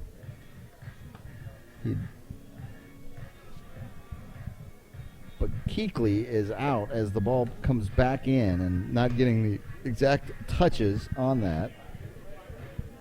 We're going to say it's going to go somewhere in the 8th of 5 zone for the 3rd out, and that's going to be one of those very, very key plays. So the 3 outs recorded in that half inning for the Raildogs, the double play, a very swift 5-4-3 double play. And then the third out coming on a base running error as Keekly being very aggressive, understanding you're down 3 runs. So not when I call it a base running error, I'm not trying to be critical of it. He's being aggressive. He knows down 3 runs, they got to make something happen. Grounded third a little bit too ferociously, and as he realized that he would be probably a dead wood duck at the plate, decided to work his way back and scrambled to try to get back to the third base bag, or back to the bag at third base, and could not get it done. So that's how that all plays out in the long aftermath of the ending of that top of the 7th inning. So we'll go to the bottom of the 7th inning right now. Number 3, Zach Schroeder. So Zach Schroeder, who had the best defensive play of the game on that 5-4-3 double play, comes to the plate. Schroeder delivering a base hit in his last at bat. He is 1 for 3. Swing and a miss. Is still pitching is Dalton Gross, a draftee for the Wood Ducks from Waterville. Ball and a strike is the count to Zach Schroeder. And foul tipped into the mitt on the off-speed pitch outside.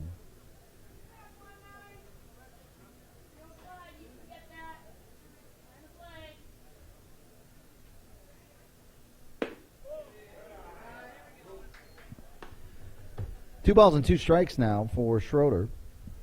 It'll be Schroeder, Honnell, and Robley in the 7th inning for Dilworth. And Schroeder hits it a long way. And that is over the scoreboard in left field. And it is gone. Home run for Zach Schroeder. The 3-hole hitter for the Dilworth Raildogs, and the second home run we've had here at the ballpark in this stretch of Class C tournament games. And we watch Zach Schroeder come on home with the long drive to left field. Every home run we've seen has been hit almost in that exact same spot from the scoreboard towards the flag in left field, the 3 that have been hit here so far. So 5-1 now as they tally again. So 5 times out of the 7 innings they have added to the scorebook. Swing and a miss from Cole Honnell. Honnell 0 for 3. And Honnell, the team's leading home run hitter, has not made contact yet. Strikes out all 3 times. 0-1 the count, and he swings and misses at a nice off-speed pitch from Gross. So Gross now has given up runs.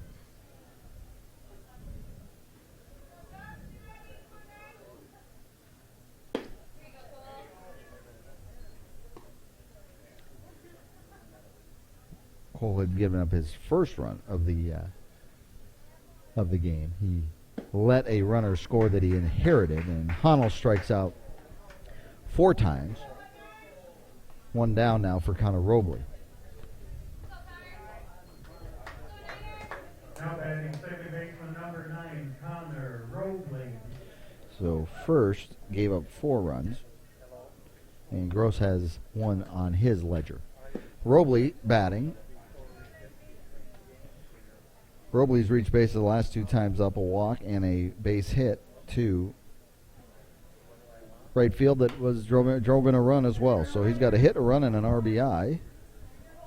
A mark in every column on the score sheet. And the count 0-2 with 1 down. Bottom of the 7th and a 5-1 lead for the Dilworth Raildogs. Foul ball off the bat of Robley.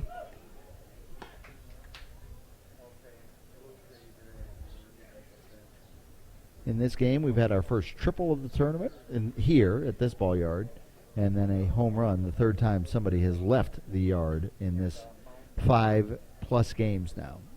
Robley swings and misses, and strikeout for Gross.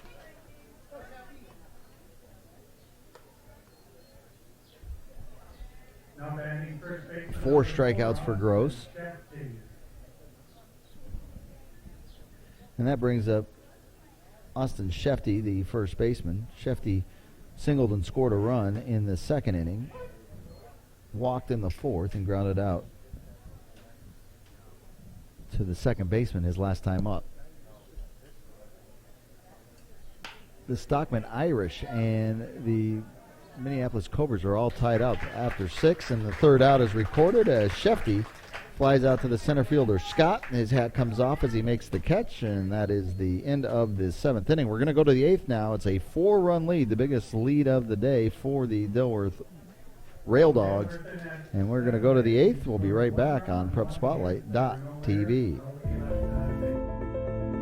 What's special about high school sports? The passion, the excitement,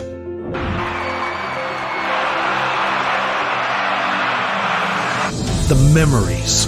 Down on 3 at the buzzer. Good! It's good! Du Bois wins it for the Rebels. It's about impacting your community, connecting your business to this audience. This is where your customers live, where they shop. This is their circle of life. This is where your business should be. Connect with your best potential customers. This is your invitation. Get in the game.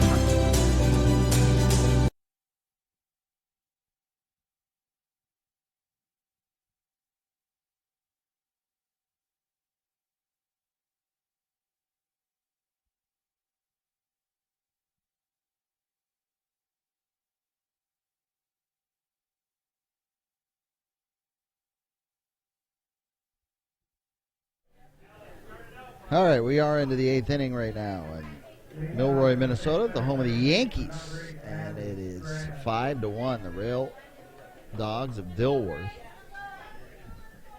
An impressive first ever state tournament appearance against another newbie, the Wood Ducks.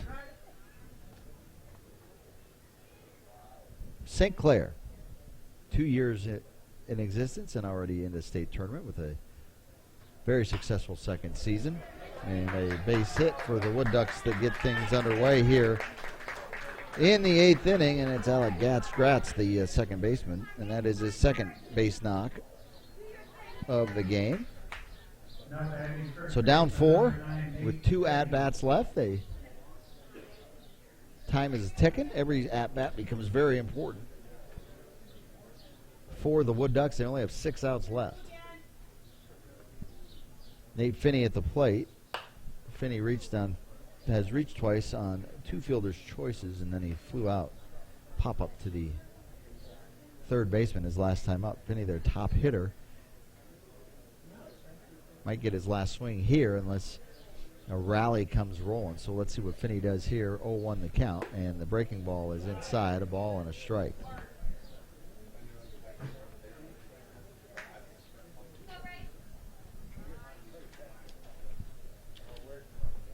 One and one the count. Resides North Mankato. Finney flies towards left. They had him played over there, shifted over there. So Finney does not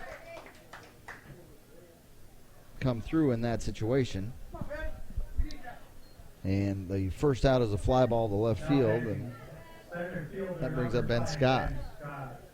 Finney 0 for 4 in the scorebook right now. Scott 0 for 3, and he has not made contact yet. So this is big. The 3-4 hitters have come up quiet here today for the Wood Ducks. Runner at first, 1 out, top of the 8th.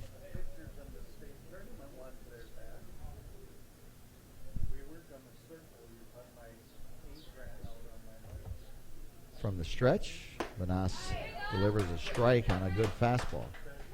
Periodically, there's been some activity in the bullpen area for the Rail Dogs. 1-1 with 1 out here in the 8th. Fastball swung on and missed by Scott. And Scott now, cleanup hitter.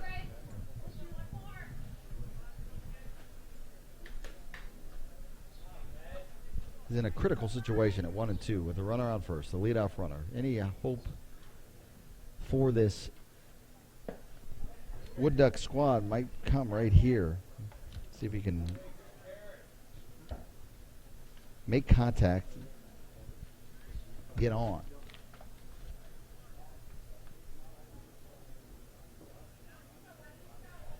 Two and two, one out. The runner at first base is Gratz for St. Clair, and staying alive is Scott.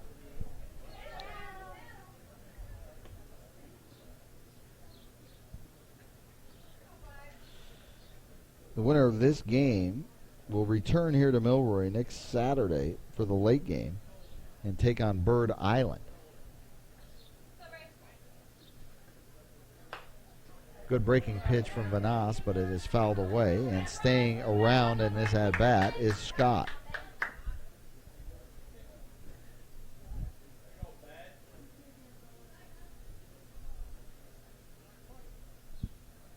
Two balls and two strikes. We are in the top of the eighth inning. There is an out. Trailing by 4 runs right now, the St. Clair Wood Ducks, and the 2-2 pitch is fouled away again. So Scott stays up there hacking and stays alive.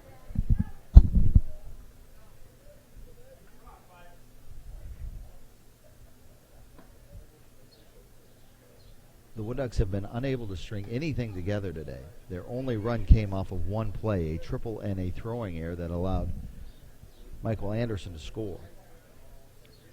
They have not put together base hits that have led to any run-scoring innings. 2-2 the count. Pitch is outside, so full now to Scott. So Scott's battling in this at-bat, and Bryce Vanas trying to collect these outs that would get him out of this ball game. Full count pitch on the way, and it's hit out towards the gap in right center. Long runs for both guys, and they're not going to get it. That falls. Extra bases for Scott, and the runner being sent home. The throw in from the cutoff man, and he is safe. He's underneath the tag, and the Wood Ducks score on an RBI double from Ben Scott. So credit Scott on that. A great battling RBI double on an at-bat that he stayed alive with 4 foul balls. So Gratz scores the second run for St. Clair, and it is a 3-run game.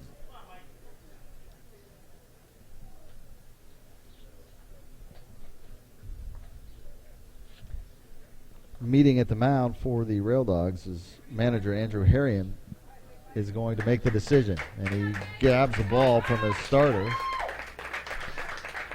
and in comes number 22, Andy Pugliano.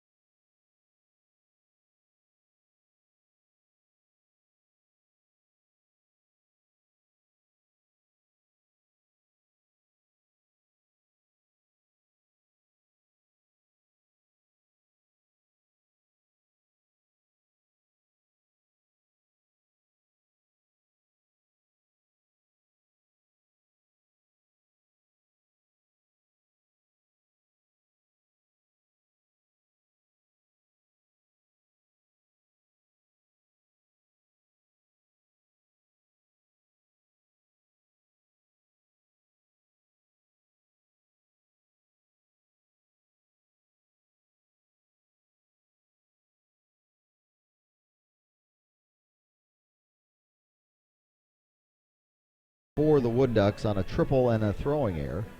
He comes up now, 1 for 3 on the game, and in a key opportunity for this deficit to be clipped even a little bit further for St. Clair.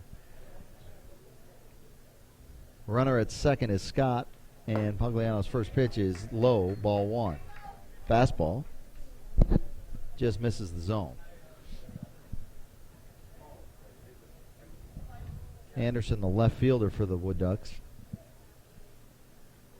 And he hits it up in the air, and he hits it out to left field. Chasing in is Hafey, and Hafey makes the play for the second out. So Anderson lifts it up and flies out for the second out. So key out for Pugliano coming out of the bullpen. And that brings up Jaden Rawlings. Rawlings singled in his first plate appearance and has flown out to right field the last 2 times up. 1 for 3.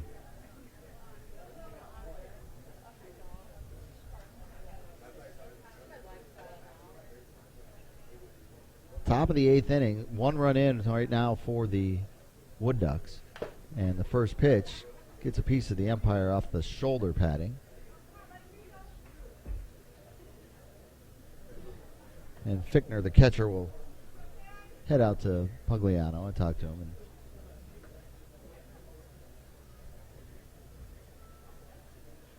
going to ask for a little rosin. Catcher rosining up.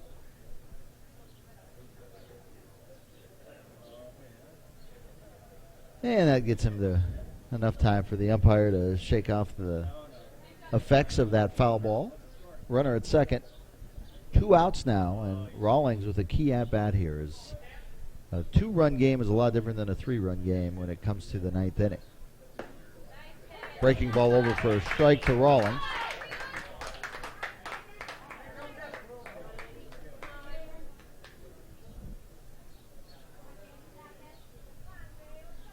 No balls and 2 strikes, 2 outs. Runner at second.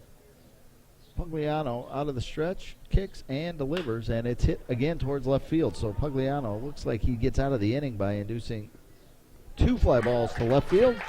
Hafey pulls in both of them, and Pugliano does his job, but a run scores on 2 base hits for St. Clair in the top of the 8th inning. We're going to go to a break and come back. You're watching PrepSpotlight.tv's coverage of the State C Baseball Tournament in Milroy. Andy Price, Greg Wolfert with you. We'll be right back.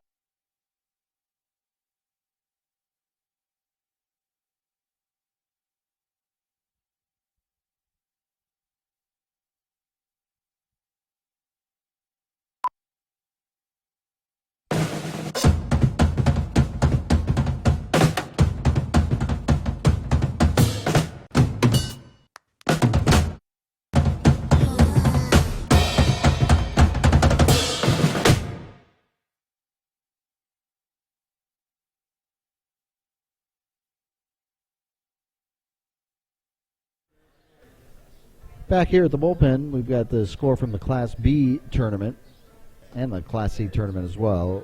It was 4-2, is that what you just said there, Greg? 4-0.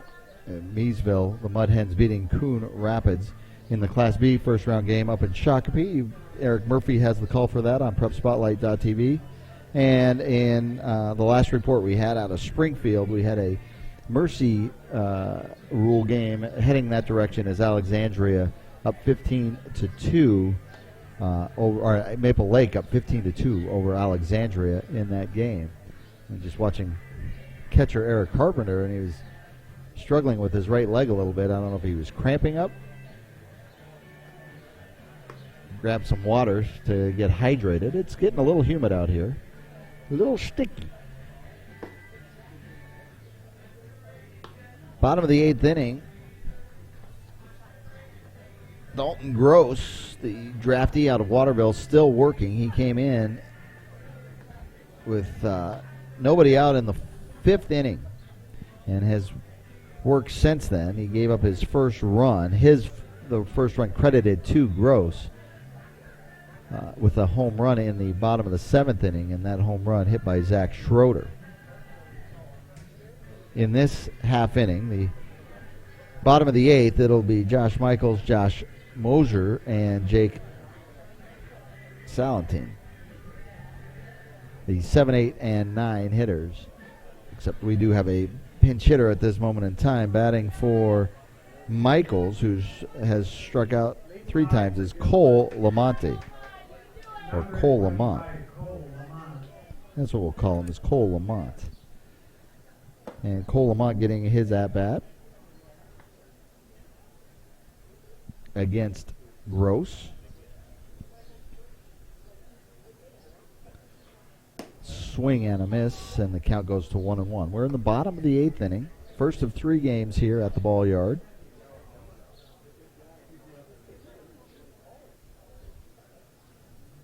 Ground ball into the hole, so Lamont comes in and singles. Runs through the bag and give him a base knock. That'll bring up Josh Mosier. Mosier, 2 for 3 and an RBI.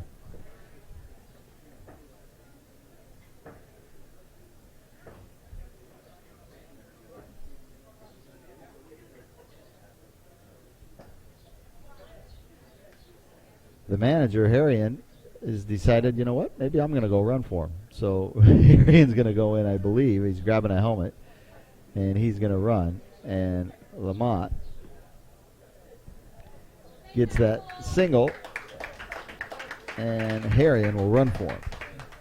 Running at first base, number 16, Andrew Harrion.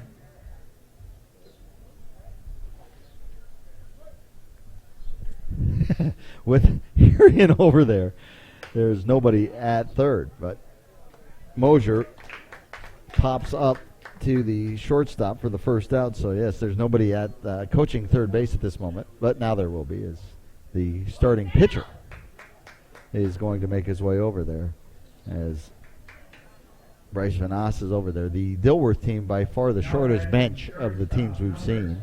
Last night we were counting 20-plus on the Watertown squad. This Dilworth team had just 12 players. Pitch over outside for a ball as Salentin is the batter. Salentin is 0 for 2 with a walk, but he does have an RBI because it was a bases loaded walk. Pitch low, 2-0 to Salentin. 1 out, runner on first base.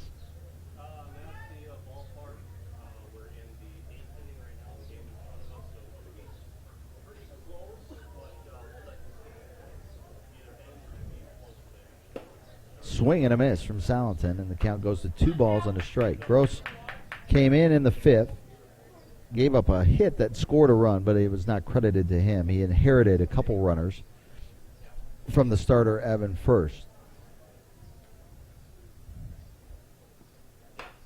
Flared foul off the facade, and it's going to come right back and hit the catcher. It's not the first time that's happened here, where we've had a ball come back and hit the catcher. Last week, the net at St. Anthony Village, I was calling a couple games there in the Class A. It was like a pitchback. It would bounce, anything that hit the net bounced back hard. No, but it's kids today, I don't think they know what a pitchback is. Lifted towards right field is the swing from Salentin, and it's hauled in by Moggers, and there are 2 outs. So after the leadoff single by the pinch hitter Cole Lamont, 2 fly ball outs, or a pop-up out and a fly ball out. 2 outs now in the 8th inning. So Pugliano will come back in here and try to close things out for Dilworth.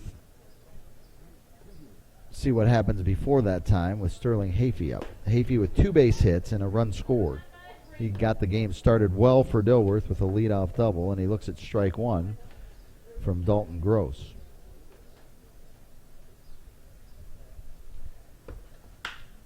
Hit hard. Center fielder has a beat on it. That's Ben Scott. And Ben Scott reaches up and pulls it in. So 3 fly ball outs to end the inning after the leadoff single.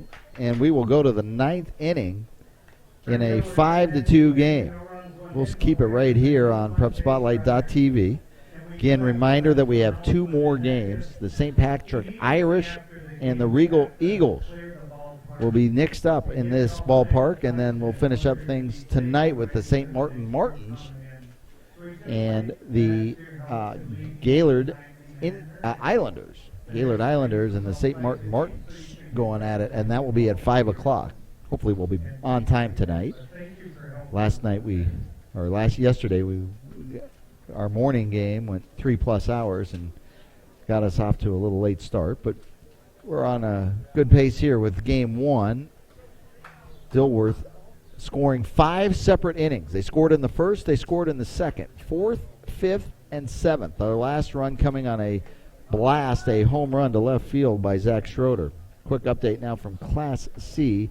It is over with, 15-2. Maple Lake moves on. So let's go to our handy-dandy bracket here. Update the Maple Lake move into round number 2. If only I could see. Maple Lake will advance on and take on Bemidji. So Maple Lake and Bemidji. That is in Springfield, and that will be next Saturday. We'll be back here in Milroy next week. I'm back here again, I think, for all 3 days.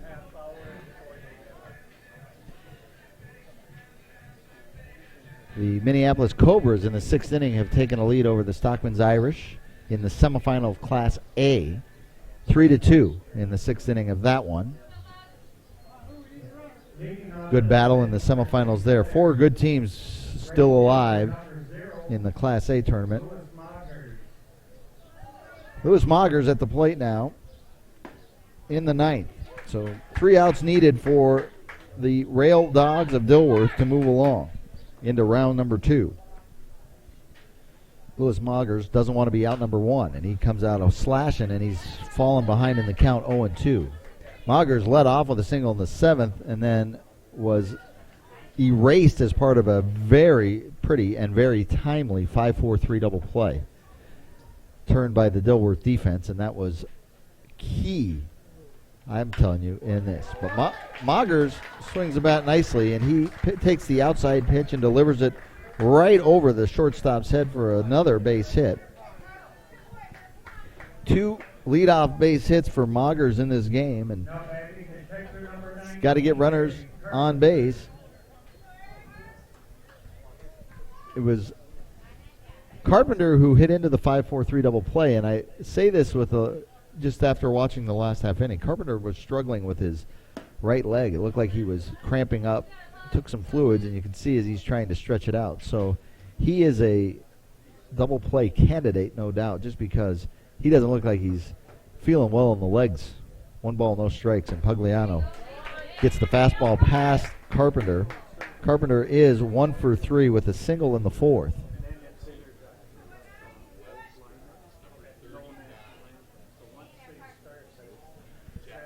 Nobody out, runner on first base. The count is 1-1, and Pugliano with a quick twist and a fire over to first base to try to keep Moggers close.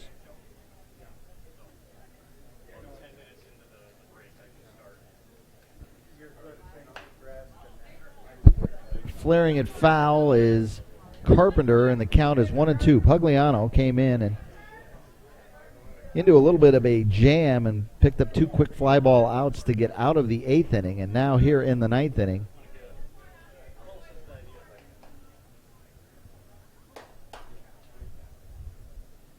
he is given up with a leadoff single. 1 ball, 2 strikes to Carpenter, and another foul ball that will land.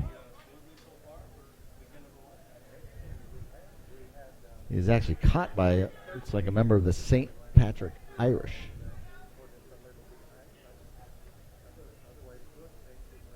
Who are beginning to loosen up down the right field side. On the left field side, I see the Regal Eagles. St. Patrick and Regal coming up, 2 o'clock scheduled start.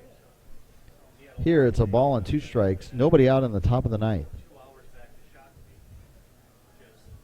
And another foul ball off the bat of Carpenter.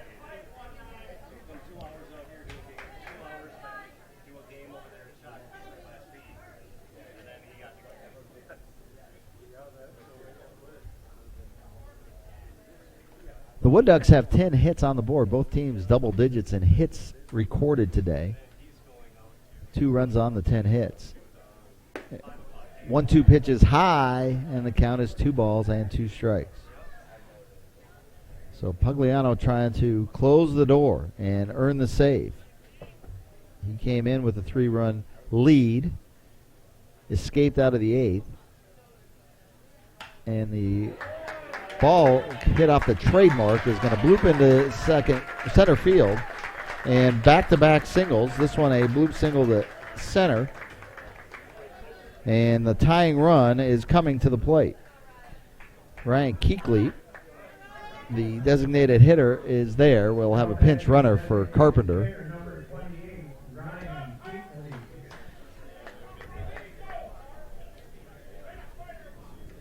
Running for St. Clair is number 22, Jesse Jennings, another North Mancatoan. So Jennings running. Base number 22, Jesse Jennings. Keekley coming to the plate.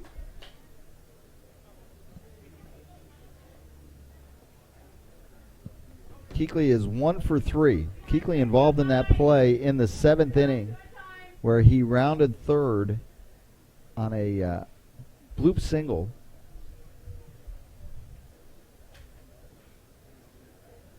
We're waiting for the umpire to get his paperwork in order on the substitutions, but Keekley rounded third and ended up getting caught off the bag too far and making the out in the inning, that third out of that inning, when it looked like a rally had been started by the Wood Ducks. Aggressive base running move. Runners at first and second for Keekley, and the first pitch from Pugliano is outside, ball 1. So Keekley does represent the tying run in this 3-run game. A ball and no strikes.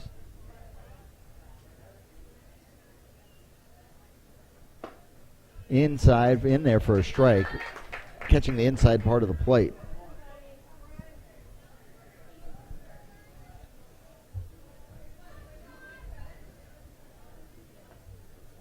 One and 1 the count. 5-2 the score. Both teams now with 11 hits.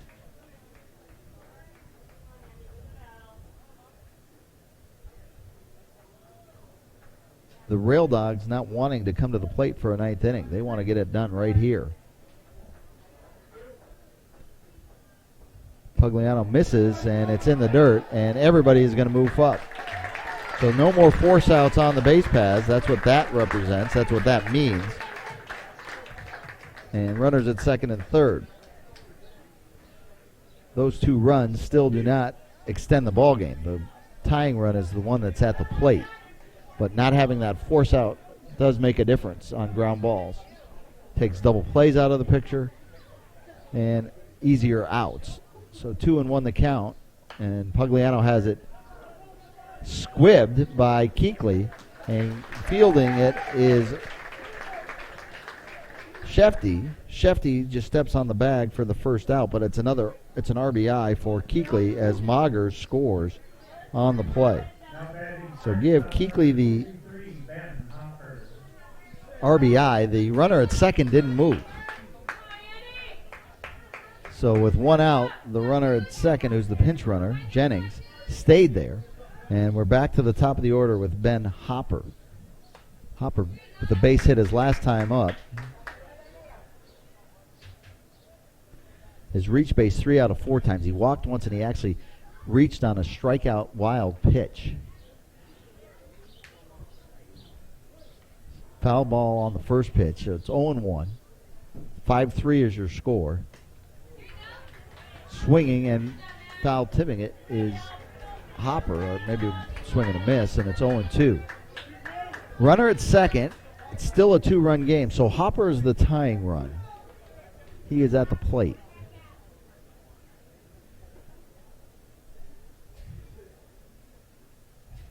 No balls, 2 strikes, 1 down in this one.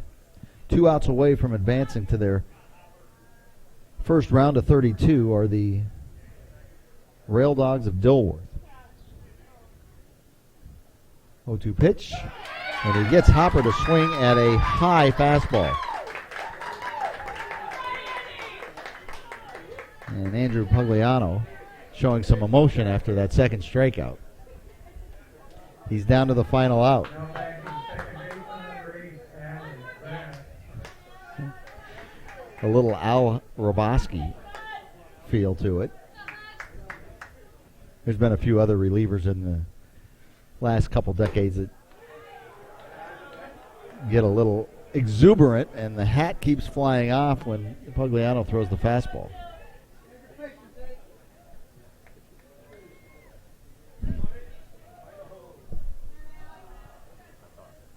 A ball and no strike. The runner's still at second, and at the plate is Alec Gratz, and Gratz looks at ball 2. So Gratz singled and scored his last time up. He's got 2 base hits on the game.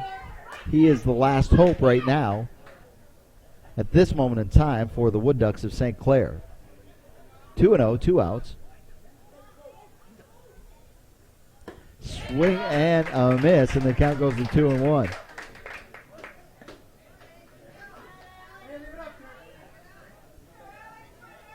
Pugliano is talking to his infield because he's out of the windup, and so the runner has fair game to run at this moment in time. You can't spin off of the windup, and the runner is going to go. And he misses inside 3-1. So I think Pugliano was just on his own agenda there, and he not comfortable, I guess, throwing out of the stretch. He wants to throw out of the windup, so he's that again. The runner at third base, Jennings, the pinch runner, doesn't mean anything at this moment in time. Foul ball is going to stay in play. I think it's going to twist foul and out and hits the roof right off the grandstand. And now down to the final strike with the full count. 3 balls and 2 strikes to Alec Gratz, the second baseman. And Pugliano just says, I want to throw it from here. I feel more comfortable throwing out of the windup. I can rear back and throw hard. My hat can fly off, and then we can celebrate if I get this one past Gratz. Gratz has a different idea. And he will now step in the box for the 3-2 pitch. It is on the way. And the breaking ball is fouled away. So he comes with off speed on the 3-2 pitch.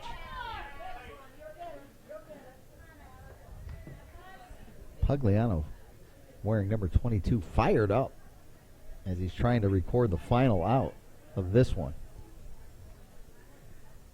Runner at third, 3-2. Grounded back, Pugliano sprawls, gets it, and makes the play. He takes care of it himself. This is his game, he says, and Pugliano gets the save on the sprawling 1-3 diving ground ball putout. And the Dilworth Raildogs have moved on to the round of 32. They score 5 runs on 11 hits. They commit 2 errors, but they don't come back to hurt them too much. One kind of did. And they beat St. Clair 5-3 as St. Clair scores 3 runs on 11 hits, and they do not commit an error. Winning pitcher will be Bryce Manas. He goes 7 1/3 to get the win, and the save goes to Andrew Pugliano. So Dilworth moves on, and they will play again right here next Saturday night at 8 o'clock. They'll get Bird Island. I believe Bird Island's the Bullfrogs. I believe so.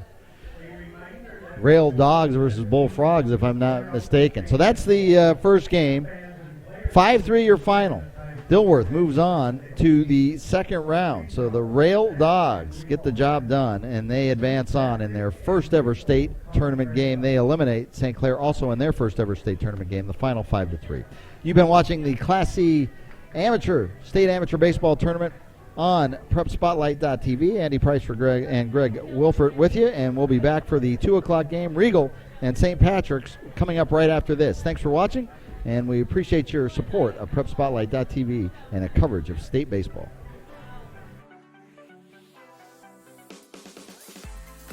The 2020 Class C Minnesota Amateur Baseball Tournament is brought to you in partnership with the Minnesota Baseball Association and presented to you by Xfinity. Xfinity X1 is the hub for all things sports with the Xfinity Sports Zone. And Wings Financial. We're for people like you.